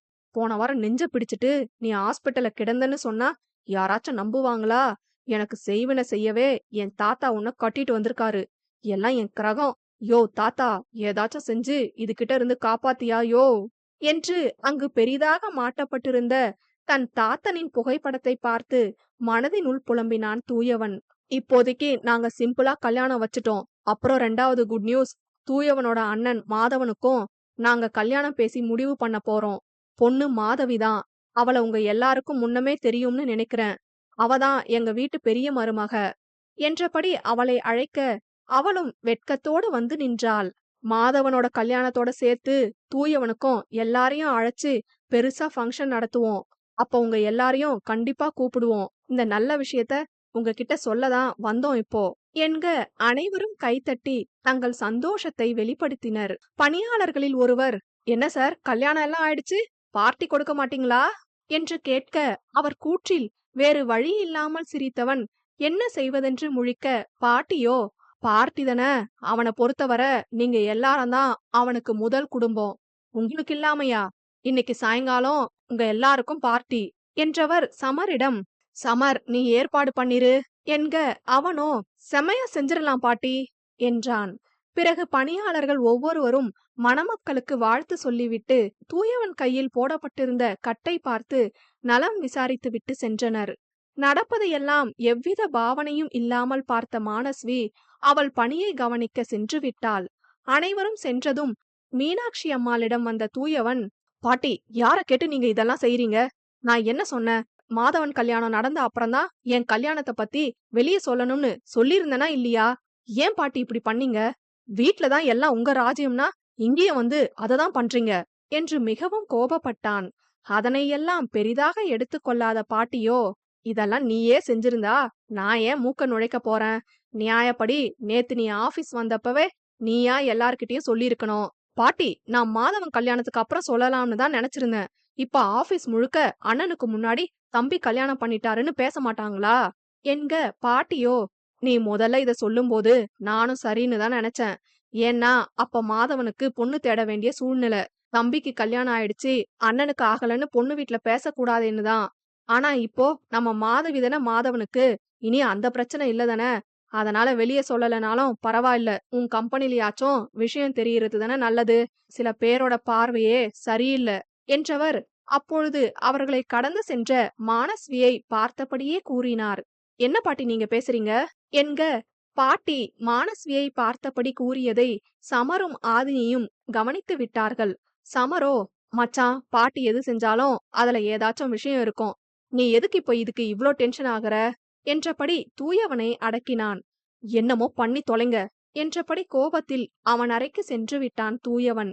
பாட்டியோ, ஆதினி நீ போய் அவனை சமாதானப்படுத்து என்க, நானா, நான் போனா கூட கொஞ்சம் தான் கடுப்பாவான் என்று மனதினுள் நினைத்தவள் அசட்டு சிரிப்பொன்றை உதிர்த்தபடி அவன் அறைக்கு சென்றாள். மாதவியோ, சரி நீங்க எல்லாரும் இருங்க, எனக்கு கோர்ட்ல கொஞ்சம் வேலை இருக்கு, அதுக்காக தான் சென்னை வரவே செஞ்சேன். முடிச்சிட்டு ஈவினிங் பார்ட்டில ஜாயின் பண்ணிக்கிறேன் என்க, சரிடிமா பார்த்து போயிட்டு வா. மாதவா நீ போய் அவளை டிராப் பண்ணிட்டு வா என்றதும் மாதவனும் மாதவியும் கிளம்பினர். சமரோ, பாட்டி நானும் பார்ட்டிக்கு அரேஞ்ச்மெண்ட்ஸ் எல்லாம் செஞ்சுட்டு வரேன் என்றபடி கிளம்பினான். பாட்டி அங்குள்ள விருந்தினர் அறையில் ஓய்வெடுக்க சென்றார். இங்கு தூயவனோ அவன் அறையில் உச்சபட்ச கடுப்பில் அமர்ந்திருந்தான். அதனை கண்ணாடி கதவின் வழியே கண்ட ஆதினி, இவன் ஏன் இவ்ளோ கடுப்பாகிறான்? ஒருவேளை என்ன டிவோர்ஸ் பண்ற ஐடியால எதுவும் இருந்தானோ? இப்ப வெளியே தெரிஞ்சா எல்லாருக்கும் தெரிஞ்சிரும்னு யோசிக்கிறானோ என்று அவளின் புத்தி எசக்கு பிசக்காக யோசிக்க நொடியும் தாமதிக்காமல் கதவினை திறந்து கொண்டு உள்ளே சென்றாள். இப்ப எதுக்கு நீ இவ்ளோ சீன் போடுற? எப்படியும் ஒரு நாள் வெளியே தெரியறது தானே. இப்ப தெரிஞ்சதுனால என்ன கேடு உனக்கு என்று வந்தவள் கடுப்பாக கேட்க, அவனோ, வேணாம்டி, ஆபீஸ்னு பாக்குறேன், இல்லனா அவ்ளோதான் என்க, என்னடா வேணா, எனக்கு பதில் தெரிஞ்சாகணும். எதுக்கு நீ இவ்ளோ குதிக்கிற? உண்மைய சொல்லு, என்ன டிவோர்ஸ் பண்ற ஐடியால எதுவும் இருந்தியா என்று கோபத்தில் அவனுக்கு வெகு அருகில் வந்து கேட்க, சரியாக அந்நேரம் அறையை திறந்து கொண்டு மானஸ்வி உள்ளே வர அவளின் காதில் ஆதினியின் கடைசி கூற்று நன்றாகவே கேட்டது. பிறகு நாகரிகம் கருதி, சாரி நான் அப்புறமா வரேன் என்ற மானஸ்வி வெளியில் செல்ல எத்தனிக்க, தூயவனோ, இட்ஸ் ஓகே மானஸ்வி, நீங்க வாங்க என்றபடி ஆதினியிடமிருந்து விலகி நிற்க, இருவருக்கும் நடுவில் நடந்தபடி அவள் இருக்கையில் அமர செல்லும் போது ஆதினியை ஏதோ அர்த்த பார்வையோடு மானஸ்வி கடந்து சென்றதை ஆதினி கவனிக்கவும் தவறவில்லை. அதிர்வு 30. மானஸ்வி அறைக்குள் வந்ததும் ஆதினி வெளியேறியிருந்தாள். பாட்டியோடு சேர்ந்து தொழிற்சாலையை சுற்றி பார்க்கலாம் என்றெண்ணி. மானஸ்வியோ, சார் நான் ஒன்னு கேட்கலாமா என்றாள் தயங்கியபடி. தூயவனோ எதுவும் கூறாமல் அமைதியாக பார்த்தான். உங்க பர்சனல் பத்தி கேட்க கூடாதுதான், இருந்தாலும் ஏதோ என்னால முடிஞ்ச ஆறுதல் ஏதும் கொடுக்கலாமேன்னு தான். உங்களுக்கு பிடிச்சுதான் இந்த கல்யாணம் நடந்துச்சா என்க அவனோ, இல்ல மானஸ்வி, எங்க 2 பேருக்குமே பிடிக்காம தான் இது நடந்திருக்கு. என்ன செய்யறது? இந்த வாழ்க்கை நாம தேடுறது நம்மள விட்டு தூரமா இருக்கும். இந்த வாழ்க்கையில நாம தேடுறது நம்மள விட்டு தூரமா இருக்கும். எதை வேணாம்னு நினைக்கிறோமோ அதுதான் பக்கத்துல இருக்கும். அதுதான் விதி போல. ஏத்துக்கிட்டு வாழ்ந்துதானே ஆகணும் என்றான் விரக்தியாய். ஒருவேளை இதுக்கப்புறம் நீங்க தேடினது உங்களுக்கு கிடைச்சா ஏத்துப்பீங்களா என்ன என அவள் கேட்கவும், அவளை புரியாமல் பார்க்க தன் நிலையில் சற்று தடுமாறியவள், இல்ல சார், நாம தேடினது நாம வேணாம்னு நினைக்கும் போதுதான் நம்மள தேடி வரும்னு சொல்லுவாங்க. நீங்க ஆசைப்பட்டத இப்போ வேணாம்னு நினைச்சு இந்த வாழ்க்கைய ஏத்துக்கிட்டீங்க. சோ திரும்ப நீங்க தேடினது கிடைச்சா என்ன செய்வீங்கன்னு கேட்டேன் என்று அவள் கூற, இதே வார்த்தைகள் முன்பொரு முறை மித்ரா அவளது காணொளியில் கூறியிருக்கிறாள் என்பது தூயவன் சிந்தனையில் பதிய, பின் விரக்தியாக சிரித்தவன், நான் தேடினது என்ன தேடி வர வாய்ப்பே இல்ல மானஸ்வி என்று கூறவும், அவனின் அலைபேசி அலறியது. ஆதினிதான் அழைத்திருந்தாள். ஒரு நிமிஷம் என்றவன் அவள் அழைப்பினை ஏற்று, என்ன என்றான். வா, வீட்டுக்கு கிளம்பலாம். கொஞ்ச நேரம் வந்து நீ ரெஸ்ட் எடுத்தாதான் ஈவினிங் பார்ட்டிக்கு ரெடியாக சரியா வரும் என்றாள். அதெல்லாம் நான் பாத்துக்கிறேன், எனக்கு கொஞ்சம் வேலை இருக்கு என்றான் இவன். எனக்கு தெரியாது, பாட்டி வர சொன்னாங்க, வரத்தும் வராததும் உன் இஷ்டம் என்று விட்டு அவன் பதிலை கூட கேட்காமல் அவள் துண்டித்து விட, இம்சடா என்று கடுப்பாக கூறியவன், ஓகே மானஸ்வி, நீங்க வேலைய பாருங்க, ஈவினிங் பார்ட்டில பார்க்கலாம், கண்டிப்பா வந்துருங்க என்று விட்டு சென்றான். செல்லும் அவனையே ஓரிரு நிமிடங்களுக்கு பார்த்தவள் பின் கணினியில் கவனமானாள். செல்லும் தூயவனை அழைத்தான் சமர். சொல்லு சமர். அது மச்சான் என்று சமர் இழுக்க, என்னடா இழுவையே சரியில்லையே, என்ன? இல்லடா அது, அடச்சி சொல்லி தொலை மச்சான், பார்ட்டிக்கு ஒரு ஆளை நீ கூப்பிட மறந்துட்ட என்றான் படபடவென. ஏதோ எல்லாரையும் நான் தான் வெத்தலை பாக்கு வச்சு அழைச்ச மாதிரி சொல்ற, நான் தான் யாரையுமே கூப்பிடலையே என்று அசட்டையாக தூயவன் கூற, மத்தவங்கள கூப்பிடாம போ, ஆனா அவங்கள நீ கூப்பிட்டாதானே நல்லா இருக்கும் என்றவனின் பார்வை தனது அறையை நோக்கி இருக்க, மானஸ்விதானே இருக்கிறாள் என்று எண்ணியவன், யாரடா? ஓ மானஸ்வியா, அவங்கள கூப்பிட்டேன்டா என்றான். அட அவங்க இல்ல, அவங்கள ஏன் நான் கூப்பிட சொல்ல போறேன், வார்த்தைக்கு மட்டும் தங்கச்சின்னு சொன்னா போதுமா என்க அப்பொழுதுதான் தூயவனுக்கு விஷயமே புரிந்தது.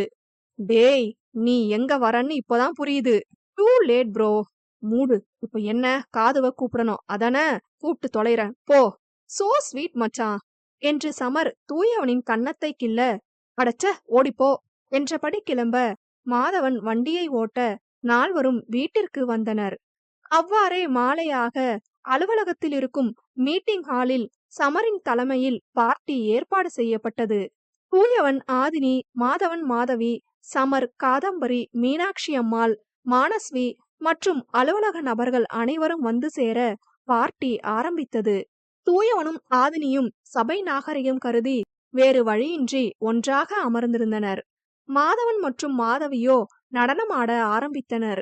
காதம்பரி தனியே அமர்ந்திருக்க, சமரோ அவளுடன் பேச தோன்றியும் எவ்வாறு ஆரம்பிப்பது என்று தெரியாமல் திணறிக் கொண்டிருந்தான். பாட்டியோ, டேய் தூயவா, கல்யாணம் ஆக போற ஜோடிங்களே ஆடுறாங்க, கல்யாணம் ஆன ஜோடிங்க நீங்க ஏண்டா சும்மா இருக்கீங்க, போய் ஆடுங்க, மெயினா உங்களுக்கு தானே இந்த பார்ட்டி என்று கூற, தூயவன், ஆரம்பிச்சிருச்சு இந்த கிழவி என்று மனதினுள் பொறுமியவன், அதெல்லாம் எனக்கு பிடிக்காது பாட்டி, சும்மா இருங்க நீங்க, நானே கையில கட்டு போட்டுக்கிட்டு உட்கார்ந்துருக்கேன், இதுல டான்ஸ் ரொம்ப அவசியம் என்றிட, அவனை சீண்ட எண்ணிய ஆதினியோ, பாட்டி விடுங்க, உங்க பேரனுக்கு ஆட தெரியாதோ என்னவோ, அதான் பிடிக்காதுன்னு கையில கட்டுன்னு சொல்லி மழுப்புறாரு என்றால் அவனை ஏளனமாக பார்த்தபடி. அவனோ, ஏய், யாருக்குடி ஆட தெரியாது, டாக்டர் தான் கைய அசைக்க கூடாதுன்னு சொல்லியிருக்காரு தானே, அப்புறம் எப்படி இப்படி மனசாட்சி இல்லாம பேசுற நீ என்று அவளுக்கு மட்டும் கேட்கும்படி கூறவும் ஆதினிக்கும் பாவமாகத்தான் இருந்தது. அந்த கட்டுனாலதான் நீ தப்பிச்ச, பாவம் பொழைச்சு போ என்று பெருந்தன்மையாக கூறுவது போல் கூற, அவனுக்கோ எங்கு சென்று முட்டிக் கொள்ளலாம் என்றுதான் இருந்தது. மீண்டும் பாட்டியோ, டேய் சமர், அவன்தான் கட்டு போட்டுட்டு உட்கார்ந்துருக்கான், நீயாச்சு போய் ஆட வேண்டியதானே, சமஞ்ச புள்ள மாதிரி உட்கார்ந்துருக்க ஓரமா என்றிட, அதில் மூக்கை உறிஞ்சியவன், எனக்கு ஜோடியா ஆட யார் பாட்டி இருக்கா, நானே பாவம் பதில் கிடைக்காம போராடுறேன் என்றான் காதுவை ஓரக்கண்ணில் பார்த்தபடி. அவன் கூற்றில் புரியாமல் முழித்த மீனாட்சி பாட்டியோ, என்னது பதில் கிடைக்காம போராடுறியா என்றார். ஆனால் அவன் காதம்பரிக்கு வலை விரிக்கிறான் என்று அந்த மூத்த பெண்மணியால் நன்றாகவே புரிந்து கொள்ள முடிந்தது. காதம்பரியையும் அவர் கவனிக்க தவறவில்லை. சமரை பார்ப்பது அவன் கண்டுவிட்டால் பின் பார்வையை திருப்புவது இப்படியாகத்தானே வந்ததிலிருந்து வெதும்பிக் கொண்டிருந்தாள். இல்ல பாட்டி, ஐ மீன் பொண்ணு கிடைக்காம போராடுறேன்னு சொல்ல வந்தேன் என்க. பாட்டியோ, உனக்கு என்ன ராசா ஜம்முன்னு இருக்க, எனக்கு தெரிஞ்ச குடும்பத்துல ஒரு பொண்ணு இருக்கு, உனக்கு பார்க்க சொல்லவா என்று கேட்க, காதம்பரியின் முகத்தில் ஏற்பட்ட தவிப்பை பார்த்து அவளுக்கும் சமரை பிடித்திருக்கிறது என்பதை உறுதி செய்து கொண்டார் மீனாட்சி அம்மாள். அதற்கு சமரோ, அப்படியா பாட்டி சொல்றீங்க, எனக்கு ஓகேதான் என்று பட்டென கூறிவிட்டு காதம்பரியை பார்க்க, அவளோ இதனை சற்றும் எதிர்பார்க்கவில்லை. பட்டமாக அதிர்ச்சியை முகத்தில் காட்டிவிட்டாள். அதனை பார்த்த சமருக்கோ மகிழ்ச்சி தாளவில்லை. இளசுகளின் மகிழ்ச்சியை பார்த்த மீனாட்சி அம்மாள் அதோடு நிறுத்தாமல், சரி சரி, அந்த புள்ள சும்மாதானே உட்கார்ந்துருக்கு, நீங்க 2 பேரும் டான்ஸ் ஆடுங்க, இதுங்க ஆடுறத பார்க்கதான் எனக்கு கொடுத்து வைக்கல என்று தூயவன் ஆதினியை சுட்டிக்காட்டி கூறினார். சமரோ, தெய்வமே தெய்வமே நன்றி சொல்வேன் தெய்வமே என்ற ரீதியில் பாட்டியை பார்த்தான். அவரது கூற்றில் அதிர்ந்த காதம்பரியோ, ஐயோ எனக்கு டான்ஸ் எல்லாம் வராது, ஆள விடுங்க, எஸ்கேப் என்றபடி இடத்தை காலி செய்தாள்.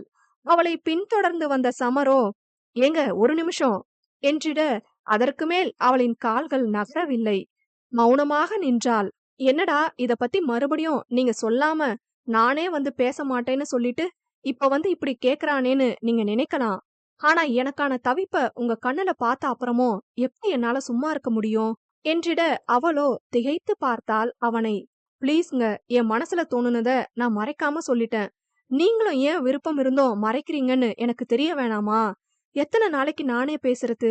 வாயை திறந்து ஏதாச்சும் சொன்னாதானே தெரியும் என்க. அவளுக்கோ அவன் தன்னிடம் இவ்வளவு இறங்கி வந்து பேசுவது கஷ்டமாக இருந்தது. ஐயோ, நீங்க இப்படி பேசுறது எனக்கு கஷ்டமா இருக்கு. வாயை திறந்து என்ன சொல்ல சொல்றீங்க? ஆமா, எனக்கு உங்களை பிடிச்சிருக்குதான், ஆனா வேணாம் ப்ளீஸ், இது சரிப்பட்டு வராது, சொன்னா புரிஞ்சுக்கோங்க என்றால் அவன் முகத்தை பார்க்காமல். சொன்னா புரிஞ்சுக்கோங்கன்னு சொல்றீங்க, சொன்னாதானே புரிஞ்சுப்பேன் என்றான் ஆடவன். சொல்றேன், ஆனா சொல்றதுக்கான சந்தர்ப்பம் இது இல்ல, நான் வரேன் என்றபடி விறுவிறுவென்று சென்றவள் ஆதினியோடு அமர்ந்து கொண்டாள். செல்லும் அவளை ஏக்கமாக பார்த்தவன் எதேச்சையாக திரும்ப அலுவலக பழைய கோப்புகள் அடங்கிய அறை திறந்திருந்தது கண்டு புருவம் சுருக்கியவன் சிந்தனையோடே அங்கு சென்றான். உள்ளே ஆளரவம் தென்பட உள்ளே சென்றவனின் கண்களில் திரும்பி நின்ற மானஸ்விதான் அகப்பட்டாள். மானஸ்வி, நீங்க இங்க என்ன பண்றீங்க என்று சமர் வினவ, அவன் சத்தம் கேட்டுதான் தான் பார்ட்டிக்காக அணிந்திருந்த புடவையை வேக வேகமாக சரி செய்தவள் அவன் புறம் திரும்பி, அது புடவை அட்ஜஸ்ட் பண்ண வந்தேன் சார் என்று தயங்கி தயங்கி அவள் கூற, அதில் பதறி கண்களை மூடியபடி மறுபக்கம் திரும்பியவன், ஐயோ extremely sorry, you carry on என்று விட்டு வெளியேறினான். பெருமூச்சு விட்டவள் வெளிவந்து, தட்ஸ் ஓகே சார் என்றபடி சென்று மற்றவர்களோடு இணைந்து கொண்டாள். அவனோ அந்த அறையை பூட்டிவிடலாம் என்று எண்ணி ஒருமுறை உள்ளே சென்று பார்க்க சில கோப்புகள் கலைந்திருந்தது. அதனை புருவ முடிச்சுக்களோடு ஏறிட்டவன் பின்பு கதவை தாளிட்டு வந்தான். இந்த மானஸ்வியோட நடவடிக்கையே சரியில்லையே, மச்சாங்கிட்ட எதுக்கும் சொல்லி வைக்கணும் என்று மனதினுள் குறித்து வைத்து கொண்டான். இங்கு பார்ட்டி ஹாலில் உடன் பணிபுரியும் பெண் தொழிலாளர் ஒருத்தி, மேடம், தூயவன் சார் ஷை டைப்னு எங்க எல்லாருக்குமே தெரியும், நீங்க ஏதாச்சும் அவருக்காக பாட்டாச்சும் பாடலாமே என்று கேட்க, தூயவனோ, எனக்காக பாட்டு பாடணும்னா இவ திருடா திருடி படத்துல இருந்து உன்னை பார்த்த பிறகுதான் என் சோதனை காலம் அந்த பாட்டை தான் பாடுவா, இப்ப பாட்டு ரொம்ப அவசியம் என்று மனதினுள் நினைக்க, அவளோ நறுமுகையே பாடலை பாட ஆரம்பித்தாள். பரவாயில்லையே, நல்லாதான் பாடுறா என்று மனதில் நினைத்தவன் முகத்தை உர்ரென்று வைத்திருந்தாலும் சுவாரஸ்யமாகத்தான் கேட்டான் அவள் பாடுவதை. அவளோ அதுவரை வேறெங்கோ பார்த்தபடி பாடிக்கொண்டிருந்தவளின் நயனங்கள் ஒற்றை திங்கள் அந்நிலவில் கொற்றை பொய்கை ஆடுகையில் ஒற்றை பார்வை பார்த்தவனும் நீயா மற்றும் பாண்டி நாடனை கண்ட என் மனம் பசலை கொண்டதென்ன எனும் வரிகளில் மட்டும் அந்நிச்சையாக தூயவனை நோக்கியது. கணம் இருவரின் இதயங்களும் அதிர அவள் பார்வை வீச்சினை எதிர்கொள்ள முடியாத ஆடவன் பின்னந்தலையை அழுந்த கோதியபடி தன்னை சமன் செய்தான். அதற்கு மேல் பாடலை தொடர இயலாதவள், அவ்வளோதான் ப்ளீஸ் போதும் என்க பலத்த கரகோஷம் எழும்பியது. மானஸ்வியோ, 2 பேருக்கும் விருப்பம் இல்லைன்னு தூயவன் சொன்னாரு. ஆனா இப்போ இவங்க 2 பேரோட லுக்கையும் பார்த்தா அப்படி ஒண்ணும் தோணலையே என்று புருவ முடிச்சுக்களுடன் ஏறிட்டாள். வந்த ஆதினி தலையை பிடித்து கொண்டு அமர, காதம்பரியோ, என்னாச்சா அது என்று கேட்டாள். திடீர்னு தலை வலிக்குது ரொம்ப என்க பாட்டியோ, அச்சோச்சோ நீ போய் ரெஸ்ட் எடுடிமா கொஞ்ச நேரம் என்க அவளோ, பாட்டி நான் வேணா வீட்டுக்கு கிளம்பட்டுமா, என்னால சுத்தமா இருக்க முடியல, நாளைக்கு வேற நான் ஆபீஸ் போகணும், இப்ப போய் ரெஸ்ட் எடுத்தாதான் சரியா இருக்கும் என்றிட, சரிடிமா நீ போ, சமர் உன்னை டிராப் பண்ணுவான் என்றிட அவளோ, இல்ல பாட்டி நான் கேப்ல போய்ப்பேன், அவங்க எல்லாரும் பார்ட்டிய என்ஜாய் பண்ணட்டும் என்க காதம்பரியோ, நான் உன்னை வீட்ல விடுறேன் ஆது என்றிட, இல்ல காது, அவங்க கிட்ட சொன்னதுதான் உனக்கும், நீயும் பார்ட்டிய என்ஜாய் பண்ணு, நான் போயிடுவேன், sorry guys, you may continue to enjoy, bye bye என்றவள் வீட்டிற்கு கிளம்பினாள். பிறகு அனைவரும் ஏற்பாடு செய்திருந்த இரவு உணவை உண்ண சென்றுவிட, பாட்டி ஓய்வறைக்கு சென்று அமர, இலசுகள் ஐவரும் தூயவனின் அறையில் குழுமினர். தூயவனோ ஆதினி குறித்த சிந்தனையில்தான் இருந்தான். சமரோ, என்ன மச்சான் தங்கச்சி நினப்பிலேயே இருக்க போல என்று சீண்டிட, அவனோ முறைத்தான். மாதவியோ, டோடா இந்த நடிப்பெல்லாம் எங்க கிட்ட வேணாம், அந்த அம்மா காதலோட உன்னை பார்த்துட்டு காதல் பாட்டு பாடுறது என்ன, அதுக்கு நீங்க ரியாக்ட் ஆகிறது என்ன, நாங்க எல்லாரும் கவனிக்கலன்னு நினைச்சிட்டு இருக்கியா என்றிட, அவனோ, வாட் காதலா, அதுவும் அவ மேல எனக்கா, நீங்க எல்லாரும் தப்பா புரிஞ்சிட்டு இருக்கீங்க, அவளுக்கும் என் மேல காதல் கிடையாது, எனக்கும் கிடையாது, உங்க எல்லாருக்குமே தெரியும் நாங்க எப்படின்னு, எதுக்கு இதெல்லாம் என்க மாதவனோ, ஓஹோ காதல் இல்லாமதான் உன்னை ரிசம்பிள் பண்ற மாதிரியே பாட்டு பாடுனாளா என்று கேட்க, தூயவனோ, என்ன ரிசம்பிள் பண்ணுதா, என்ன மாதவா உளறுற என்று கேட்க, மற்றவர்களும் புரியாமல் தான் முழித்தனர். அட மக்கு தம்புடு, அவ உன்னை பார்த்துட்டே பாடின லைன்ஸ நீ நோட் பண்ணியா, உங்க ஃபர்ஸ்ட் மீட் அப்போ நீங்க ஜன்னல் வழியா நிலாவை பார்த்துட்டே பாட்டு கேட்டுக்கிட்டே ஒருத்தர் பார்த்துக்கிட்டீங்க தானே, அததான் ஒற்றை திங்கள் அந்நிலவில் ஒற்றை பார்வை பார்த்தவன் நீயான் பாடிருக்கா என்று கூற, காதம்பரியோ, என்னது நிலாவை பார்த்து பாட்டு கேட்டுக்கிட்டு ஒருத்தருக்கு ஒருத்தர் பார்த்தாங்களா, அந்த பக்கி இதையெல்லாம் என்கிட்ட சொல்லவே இல்லையே என்றிட, தூயவனோ, நீ இருமா உன்கிட்ட அப்புறமா தெளிவா சொல்றேன், இந்த நாதாரி என்ன சொல்ல வரான்னு முழுசா கேப்போம் முதல்ல என்றவன், நீங்க கண்டினியூ பண்ணுங்க அண்ணா என்றான் முறைத்தபடி.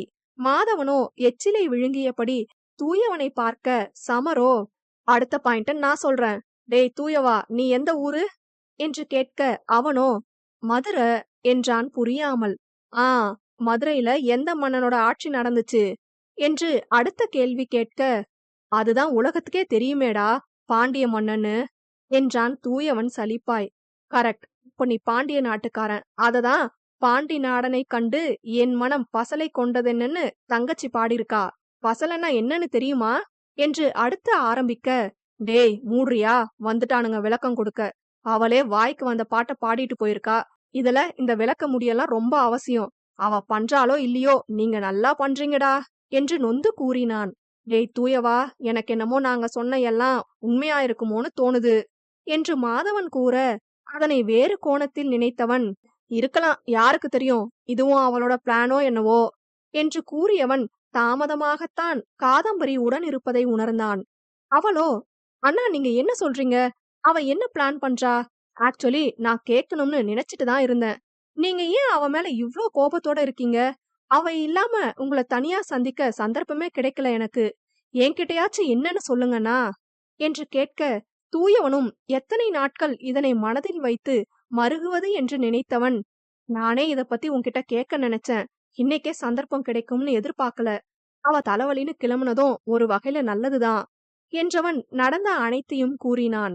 கூறியவன் அதோடு நில்லாமல், நேற்றிரவு ஆதினி உறங்கிய பின் அவள் அறியாமல் அவள் அலைபேசியில் இருந்து அன்று அஜயிடம் பேசிய அந்த உரையாடலை தனது அலைபேசியில் படம் பிடித்து வைத்ததை அனைவரிடமும் காட்டினான்.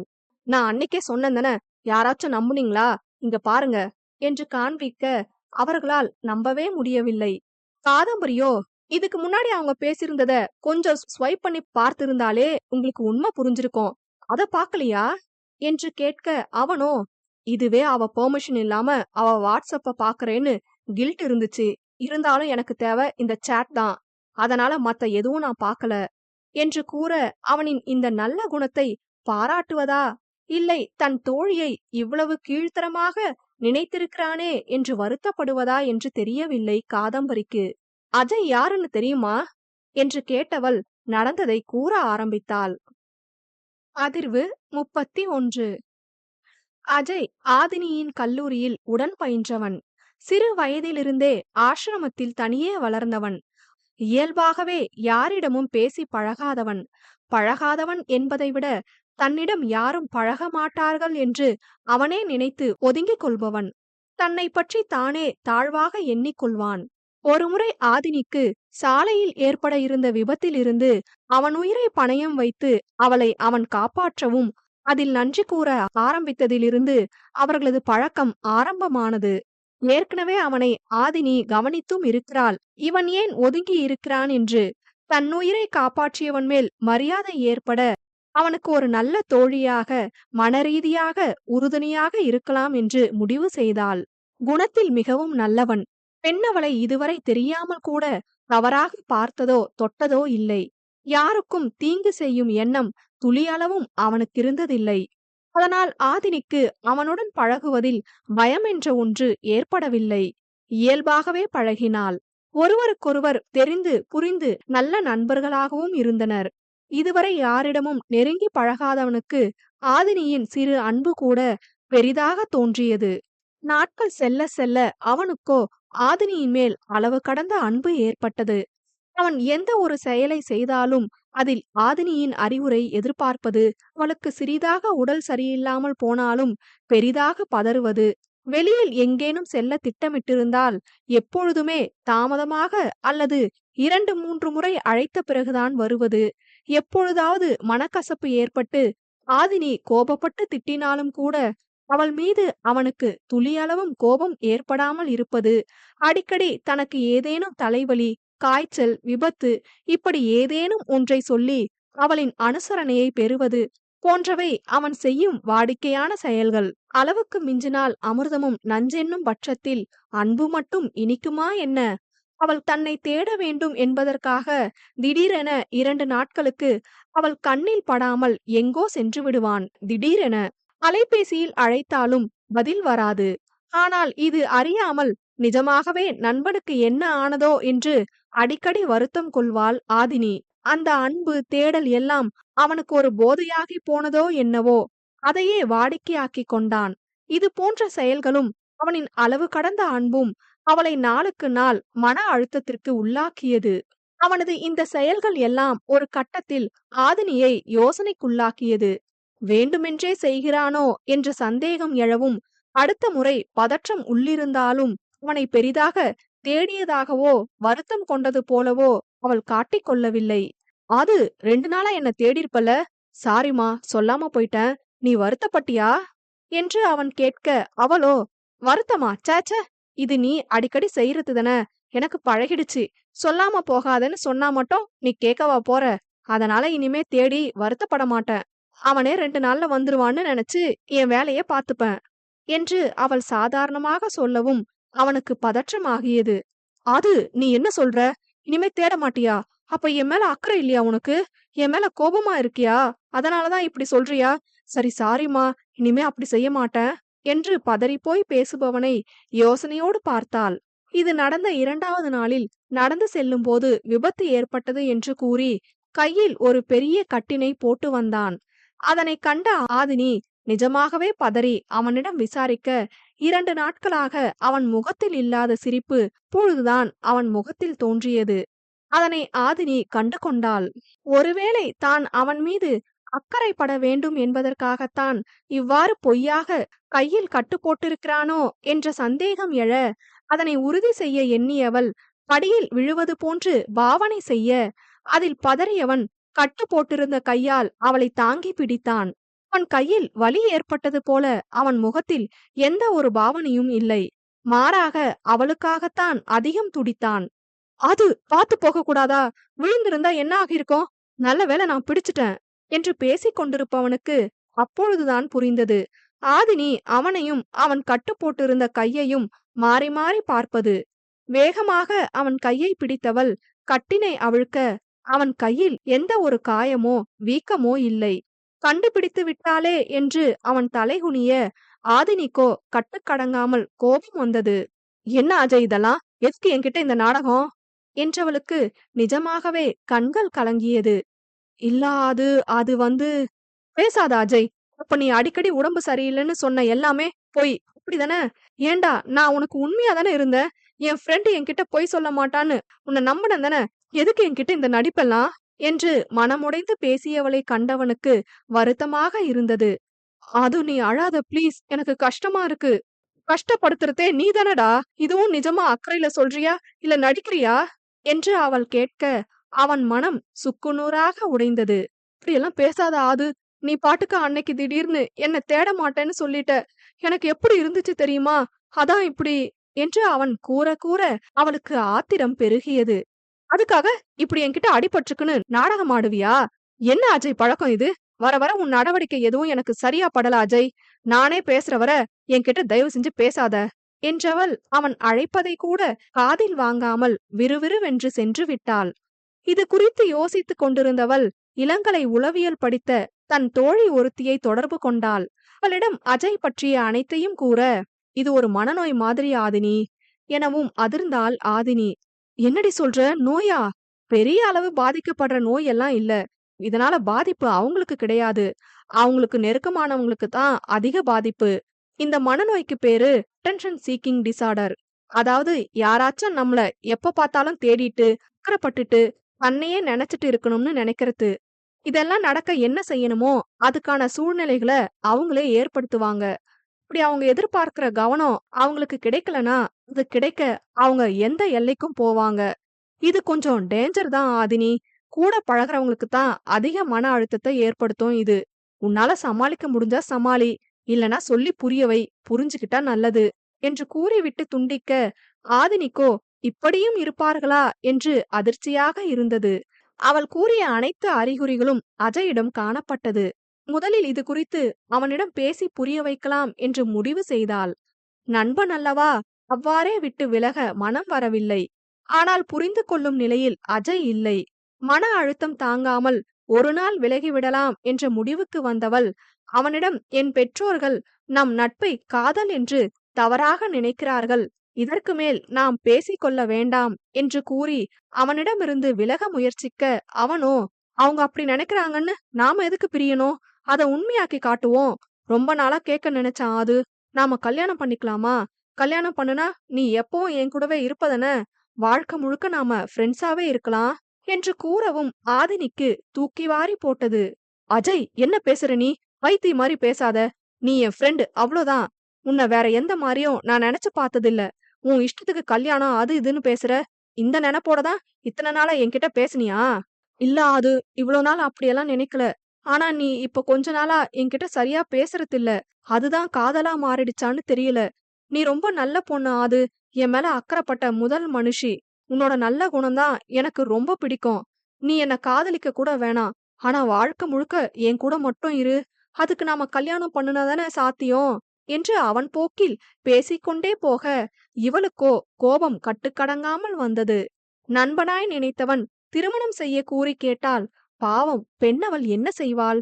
அவனுக்கு தன் அக்கறை மட்டும்தான் வேண்டும் என்று நினைத்தவள் துளியளவும் நினைக்கவில்லை அவன் திருமணம் என்றெல்லாம் கூறுவான் என்று. மனமுடைந்து போனாள். என் மூஞ்சிலே முழிக்காத என்றவள் அதன் பிறகு அவனை முற்றிலும் ஒதுக்க ஆரம்பித்தாள். அவ்வொதுக்கத்தை தாங்க முடியாதவன், என்னிடம் பேசவில்லை என்றால் தற்கொலை செய்து விடுவேன் என்று மிரட்ட ஆரம்பிக்க அவளுக்கோ என்ன செய்வதென்றே தெரியவில்லை. நிஜமாகவே செய்து விடுவானோ என்ற பயம் ஏற்பட்டது. மீண்டும் தோழியை தொடர்பு கொண்டாள். அவளோ, அது நீ பயப்படாத, இத நாம வேற மாதிரிதான் ஹேண்டில் பண்ணணும். அவனுக்கு உன்னை பிடிக்க காரணமே நீ நல்லவன்னு அவன் மனசுல இருக்கிற பிம்பம் தானே. அதை உடைக்க முயற்சி பண்ணு. அவனே உன்னை விட்டு கொஞ்சம் கொஞ்சமா விலகிருவான். இதை விட்டா வேற வழி இல்ல நமக்கு என்று கூற அதன்படி மீண்டும் அவனோடு இயல்பாக பேச ஆரம்பித்தவள் கொஞ்சம் கொஞ்சமாக தன்னை பற்றிய தவறான பிம்பத்தை அவனிடம் உருவாக்கினாள். அன்றொரு நாள் இருவரும் பேசிக் கொண்டிருந்தனர். அஜய், நான் ஒன்னு கேட்டா உண்மைய சொல்வியா சொல்லு ஆது. டேய், நிஜமாவே நீ என்ன லவ் பண்றியா என்ன? உண்மைய சொல்லவா ஆது? லவ் பண்றேனான்னு கேட்டா எனக்கு சொல்ல தெரியல. எனக்கு தேவை நீ என் கூட பேசிட்டே இருக்கணும். அவ்ளோதான். அதனாலதான் கல்யாணம் பண்ணிக்கலாமான்னு கேட்டேன். தேங்க் காட் நான் பயந்தே போயிட்டேன். உனக்கே தெரியும்ல எனக்கு ஃப்ரெண்ட்ஸ் லவ்வர்ஸ் ஆகிறது பிடிக்காதுன்னு. ஆமால. சரி ஓகே. நீ இதே மாரி எப்பவும் என்கிட்ட பேசிட்டே இருந்தா போதும். நேர்ல பேசக்கூட அவசியம் இல்ல. அட்லீஸ்ட் போன்லயாச்சு. நீ எனக்கு ரொம்ப முக்கியம் ஆது. என்று கூறுபவனை நினைத்து பாவமாகவும் இருந்தது. ஆனால் அதற்காக அவளது மன நிம்மதியை இழக்க அவள் தயாராக இல்லை. அவன் சாதாரணமாக பேசினால் அவளும் விலக நினைக்க மாட்டாள். ஆனால் அவனை தேட வேண்டும் என்று சொல்லாமல் செல்வது, பொய் சொல்வதுதான் அவளால் தாங்கிக் கொள்ள இயலவில்லை. சரி ஓகே, நான் உன் கூட எப்பவும் பேசுவேன். ஆனா நான் கல்யாணம் வேற ஒருத்தரை தான் செய்வேன். நீ பிரச்சனை பண்ணக்கூடாது. நீ எனக்கு ஃப்ரெண்ட் மட்டும்தான். புரியுதா? சரி ஓகே ஆது. நீ நல்லா இருந்தா எனக்கும் சந்தோஷம்தான் என்க. இப்பலாம் நல்லாதான் பேசுற. திடீர்னு என்னமோ மாறி நடந்துக்கிறியே என்று நினைத்தவள் பெருமூச்சொன்றினை விட்டு, ஆமா அஜய், என்னோட வாழ்நாள் லட்சியமே ஒரு பணக்காரனா பார்த்து கல்யாணம் பண்ணி செட்டில் ஆகறதுதான் என்று கூற, அவளை புருவம் சுருக்கி பார்த்தவன், என்ன ஆது சொல்ற? நீயா பேசுற? ஆது இப்படியெல்லாம் பேச மாட்டாளே.